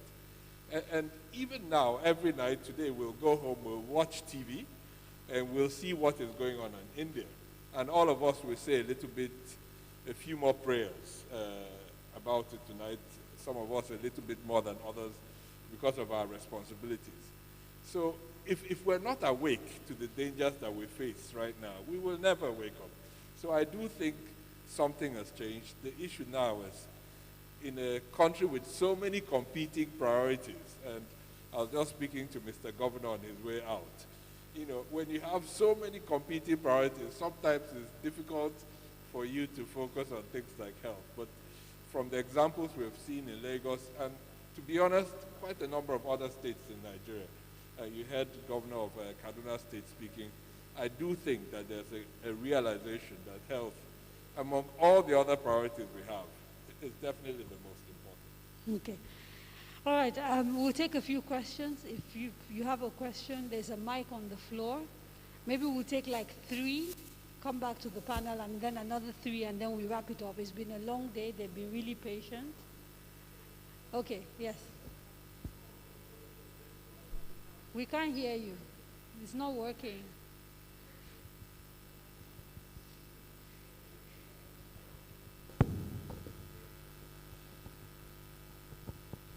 From the discussion we have witnessed,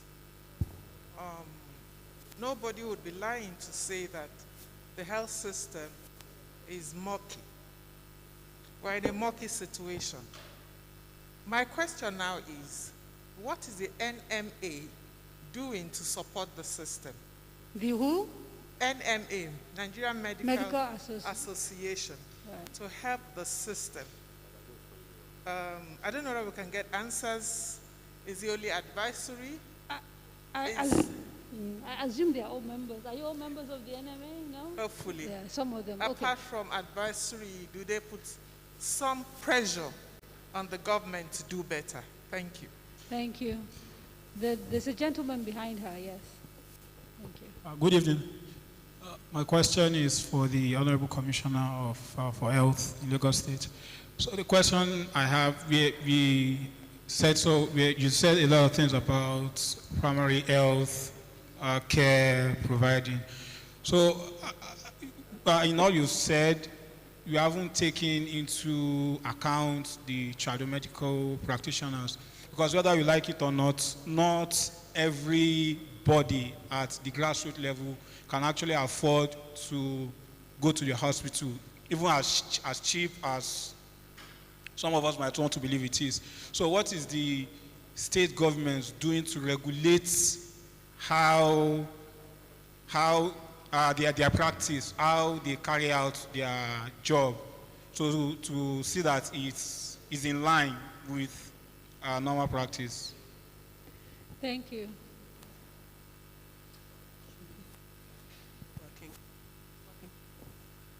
Thank you very much. My question is for both the Honourable Commissioner and also Mr. Runsewe.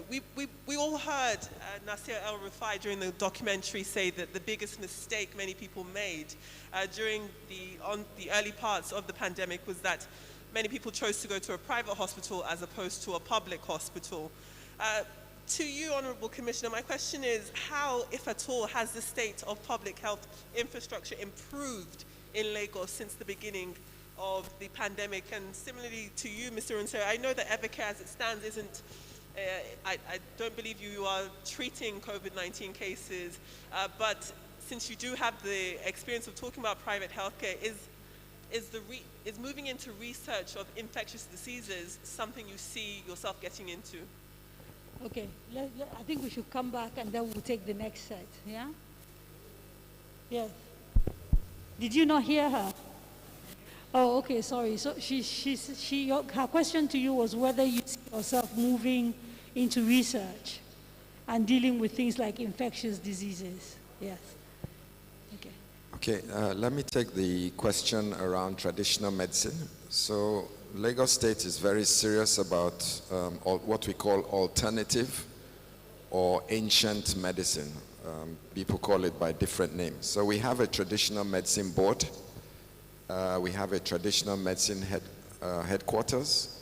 We train herbalists, bone setters, natural birth attendants, acupuncture, all kinds of alternative medicine. It's important, as you rightly stated, that a lot of people will go to natural traditional medicine practitioners before they even come to conventional practitioners. So in the interest of regulating that compartment, we need to know what's going on there. We need to ensure that practitioners are licensed, they're trained, they can display their certificates, and that we're protecting the public from fraudsters who can be anybody who decides that they can, boil leaves and roots together and give people potions that are toxic. Now, having said that, whatever kind of medicine you practice, it has to be regulated, and it has to demonstrate evidence-based application and efficacy.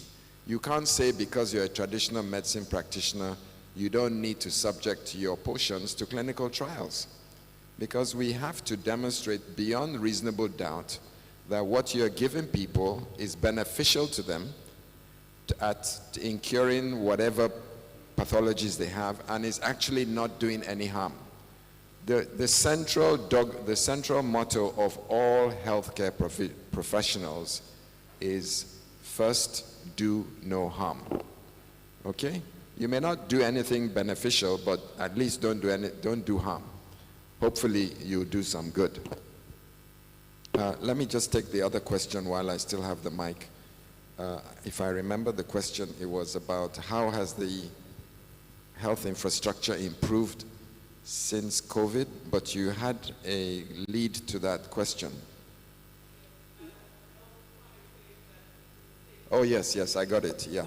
So the reason why you can't go to an ordinary hospital during a public health crisis caused by a dangerous pathogen is because, as you well know, any facility that is looking after such patients needs certification. It needs accreditation. You need to have, the environment needs to be appropriate, a certain kind of architecture. The staff need a certain level of training. The visitors need to access the place in a particular way. Even the people who are cleaning the facility need special attention. Otherwise, you're just going to infect the staff, or you're going to infect other people approaching that hospital for other maladies other than COVID, for example. So someone with COVID presenting with cough, fever, headache is sitting next to a pregnant woman who is coming for antenatal care. You're just going to infect her. So facilities where we look after patients during pandemics are separated and segregated from where we look after normal patients. Now, how has our infrastructure improved? Well, certainly our biosecurity facilities have gone through a dramatic transformation, although you know very well that that was happening before COVID. And our primary, secondary, and tertiary facilities are going through transformation. Nothing to do with COVID, although COVID has made us more acutely aware that we need strong health systems to survive shocks, but it was already on the agenda. COVID actually slowed us down. But now that we've gotten over wave 1 and wave 2, and hopefully we're not going to experience wave 3, if we behave ourselves, we can carry on with the infrastructural transformation that Mr. Governor is so passionate about. Mr. Runsewe. At both Evercare and Ihekweazu, we are very focused on building capacity, research capacity amongst medical personnel. And we are also coupling this with a lot of technology. The use of technology in our hospitals is quite high. Electronic medical records, hospital information systems, all of which will make a lot of information gathering and analysis, quite easy. I'm not certain that we are necessarily going to focus on infectious disease. I think we will just focus on research. And if some of our doctors, are inclined towards, infectious disease, they will get all of the support that they require from the organization. The critical thing is to build capacity, to build scale, and to build capacity. And we're very focused on that at Evercare and at Ihekweazu. Thank you. Yeah, I'm only going to take 3 more questions and that's it. We're going to have to end it, I'm afraid. So, on the floor. Let me see, 1, 2, 3, like that. Okay. Starting with let's start from the front and then walk our way back, if that's okay. Thank you. Good evening. Is it working? Everybody. My question to everybody basically is, after watching the documentary and listening to the Speaker of the House talking about the need to update whatever it was and the need for all the cars, does that not it makes me fearful that the National Assembly, the actual lawmakers who seem to be controlling the pace of our development, I didn't hear that. I didn't hear that need or the urgency of improving other bits like the health sector. So I'm hoping as I'm asking this question that, like the PTF, this need that we're talking about to improve the healthcare, I want to believe the PTF are able to push the need with these lawmakers, or is there a way to go around them if we need to see the changes that we need to see in our health sector? So your question is essentially, how do we circumvent if we can't get the National Assembly? Will there be a way to circumvent if needs be? Because I didn't see the urgency. And then secondly, I wanted to ask about the vaccines. Now, my mother is 83 years old, and I mean, it was very difficult, and some money had to part hands to have her vaccinated. And I insisted that all the staff to be vaccinated, and that was a very difficult process. So that's the first bit. The second batch now, we don't know when they're coming, but things like hoping that we don't get a third wave, the vaccination process has to be better. What's the question, MEC? Well, the question is, what is the plan? Okay, for the rollout. Thank you. Thank you. I'll quickly, it's going to be on vaccination as well. When we were watching the documentary, we saw a lot of officials saying, oh, now we know this thing is here, now we're going to plan better in the future. India is the largest manufacturer of vaccines in the world. We know what's happening in India right now. The West, they're practicing vaccine nationalism or whatever. In Nigeria, I mean, like Kadaria said, we have not even started. There's a feeling among a lot of people that we're just lucky here that COVID didn't really take firm root. If it had happened like we saw it happening in India right now, maybe it will be worse. So my question is this: what plan do we have so that tomorrow we won't say, oh, we're just starting, to ensure that Nigeria also gets to manufacturing of vaccines? Thank you. Okay, last question.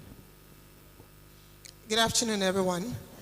So, India, as we very well know, because my question is quite close to what the two people have asked, is battling what may be very much unprecedented in the world today with regards to COVID-19. And the third wave is a big deal. Now, there was an association which Professor Tomori is equally a part of a couple of weeks ago that came out warning the Nigerian state against the third wave of COVID-19. But I'm going to take it back to the documentary where we spoke about trust, which is a major focus in the documentary. And again, Professor Tomori there said the numbers were turned out.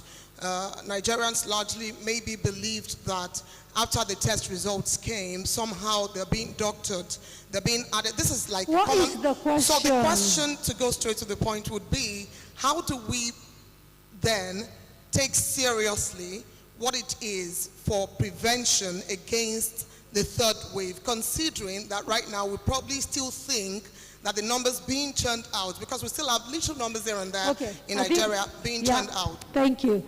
Okay, so if we answer that and you guys also do your closing remarks as part of that, right?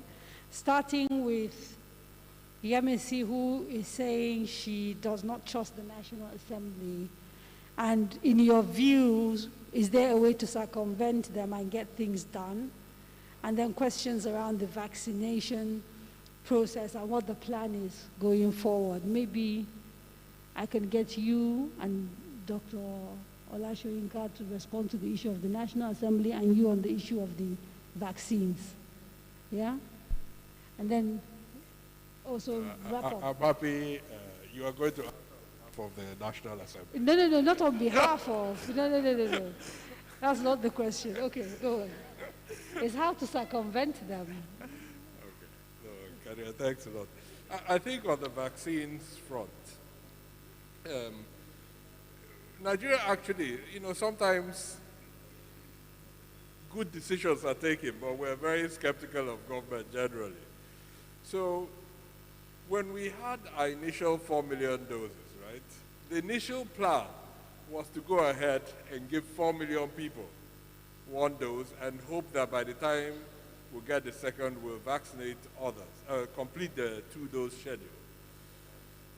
As soon as it became obvious that there was a challenge in India and that we may not get the vaccines in on time, a decision was made to stop at 2 million and to make sure that everyone that got the first dose gets a second dose. Very proactive decision.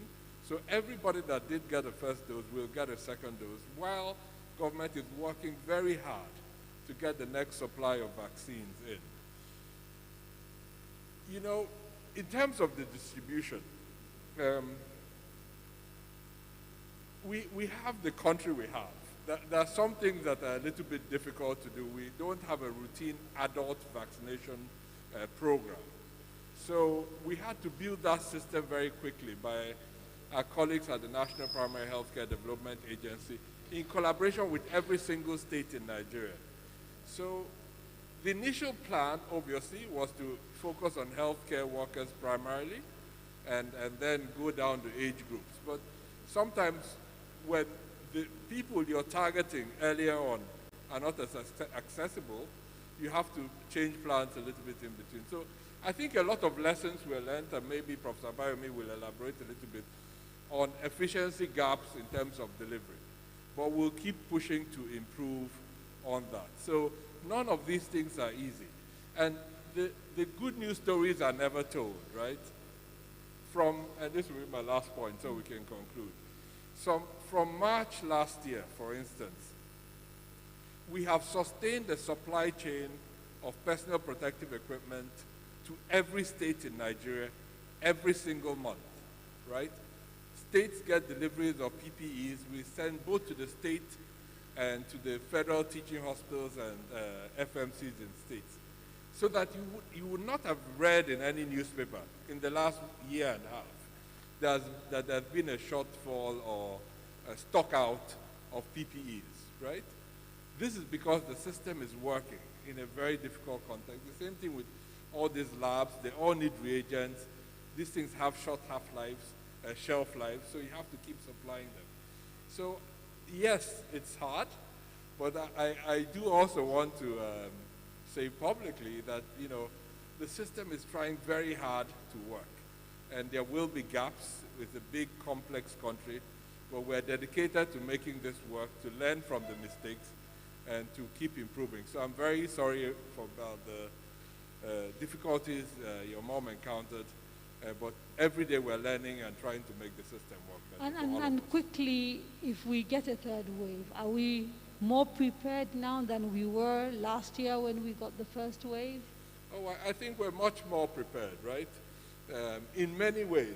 There's no guarantee of success. You know, when a system is overwhelmed the way it's happening in India now, it's almost impossible to be prepared for something like that. And that's why the government has been very proactive. We had a meeting with Lagos State just a couple of weeks ago, after which very important decisions were made. Very difficult decision to stop flights or stop people traveling to a country like India has big implications for many people, even for health care, people seeking health care. So none of these decisions are easy for the country's leadership to take. But they have taken this, recognizing the challenges that we have and trying to prevent that third wave. But if we do have an increase in cases, making sure that we have the oxygen supply. You know, we're learning from the experiences in other countries where the pinch points are, and making sure that we prepare specifically for those areas of need. We're also learning about things that don't work. So a lot of the remedies like remdesivir that everybody was shouting about, we're also learning from India that a lot of those things don't Before work. I go to that, and let me quickly ask Dr. Shoika. So essentially what Yamithi was saying is that watching that video, she does not have confidence that the National Assembly, which is charged with lawmaking and policy and all of that, will do what is right to, you know, by our health system. And whether we should be looking at, if you're as pessimistic as her, ways of circumventing them, and whether they actually exist, I don't know. But that's her question, essentially. Yeah, it's a complex one, because obviously if you circumvent, you're talking about private sector, and we've agreed, I think, that private sector can't, there's things that government has to do. And so that's what I'm referring to. How do we make government more responsive in doing what they have to do or what only they can do? I'm going to say something rude about politicians, so I want to preface that by saying you are technocrats, so I don't include you in my comments on politicians. Politicians don't get hurt electorally when they fail to deliver health care, so they are able to get away with not caring. They know in campaigning they look like caring, so they make great promises in campaigning, but they never get held to account. Why? Because people treat healthcare like shopping. You don't need it all the time. You hope you're not going to need it, and when you need it, half the time it's not even government you're going to. So you don't hurt them electorally, whereas something like education, you blame government if there's no affordable school to send your children to. So until we start making politicians, until we start punishing them for failing to deliver on healthcare, I don't think they're going to change. they will stick to electoral priorities. It's not sexy. You mentioned some things that are highly important, supply chain management, logistics, and what have you. A lot of work, very complex, and a great achievement, even that example you gave. But who's going to win elections? Talking about that. Epidemiologists, I always say that it's the most difficult job, because when you succeed, you've made something not happen. How do you go around accounting for yourself for something that didn't happen? You can't translate it to make it exciting. So it's up to us to put them under pressure and make politicians begin to care, because otherwise they'll default to the things that are politically sexy, and public health is not politically sexy. Professor Abayomi, do you want to take on the questions around what's going on in India, the issue of whether we would be able to cope if we're prepared, and then perhaps we end with Mr. Runsewe talking to us about what his hopes are as a private sector operator in the market. Did that make sense? Okay. We had two questions at the back, talking about the situation in India and asking whether realistically, given that India is a large manufacturer of vaccines and now we see them suffering, whether we are ready essentially for a third wave if it were to happen. I guess it's very similar to the question you answered earlier about whether we've seen improvements that sort of make us hopeful that we may be able to cope if things go pear-shaped. So there's something very strange going on with COVID. It seems to be as aggressive as the strength of your health system. I don't know whether that's the grace of God or just sheer luck. Certainly, Nigeria or Africa could not have coped with the kind of disease that COVID is causing in the northern hemispheres or the Americas or Brazil. It's just not possible. It would have been a humongous catastrophe. However, the way it has managed to deal with us at a sort of softer level, we still went through hell, but it just shows you how weak our systems are. And we thank God every day that we're not seeing the kind of disease that we're seeing now, or we saw in UK and America and in India and Brazil. If we see that kind of disease in Africa, it's going to be a terrible scenario. And we need to wake up. Because COVID is just one pathogen. You know, we know there are going to be others. COVID in itself is gaining strength. With every successive wave, it's getting more and more virulent and getting more and more dangerous until we can stop it in its tracks. We don't know that the next strain is going to overcome the resistance that we are demonstrating here in Nigeria. And if it does overcome it, then we'll be seeing what's happening in India happening here. Their first wave was mild. And we thought, wow, okay, most of them have been infected, they've got natural herd immunity, they should be okay now. But COVID has proven some of the very simple laws of immunology not quite right, you know, and you can just never tell what these viruses are doing and what they're going to do next. So what are we saying? In Nigeria, we need to get serious. In Lagos, a very vulnerable megacity, we're not joking with this virus. We're very serious. We are preparing aggressively right now for third wave. If it never comes, thank God. But if it comes, at least we can meet it face to face and challenge it as best we can. Thank you very much, Mr. Runsewe. So my question is, private sector, putting your money where your mouth is essentially. So I take it, this is because you're very hopeful that the health sector will continue to grow and that you will reap amply from your investments, because I'm assuming there is a profit element in what you're doing and it's not completely altruistic.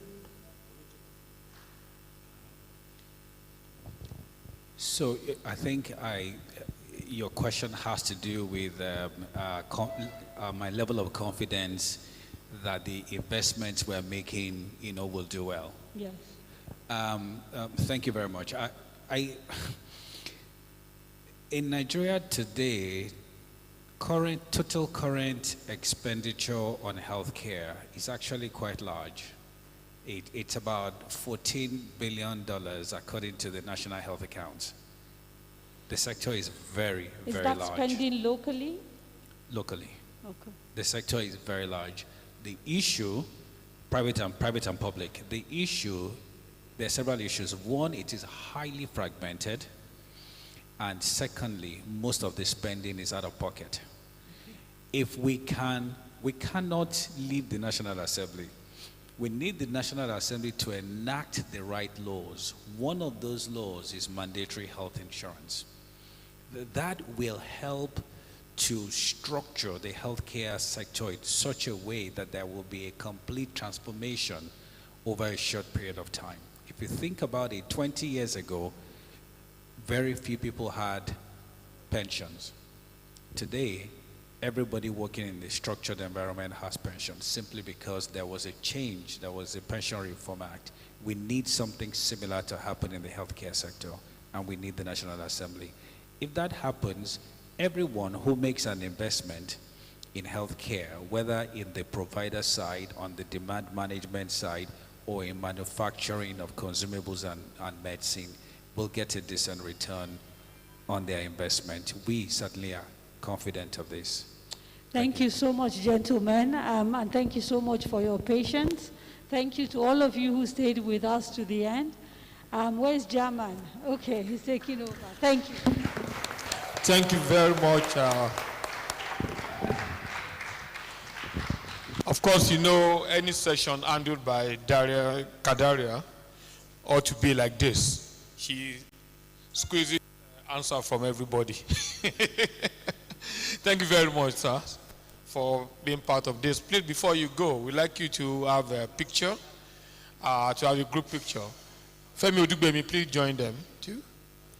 While that is going on, I'd like to thank the sponsors of this event, Makato Foundation and PLAC, and of course, Central Bank of Nigeria, and the producers of the film, Daria Media, and Zuri 24 Media, and all the crew members, and everybody who has been part of this. Thank you very much for being a wonderful audience. The crew, thank you very much. Lulu, thank you, Wale, everybody, and the Freedom Fight. Please give us music to sign us out. Thanks so much.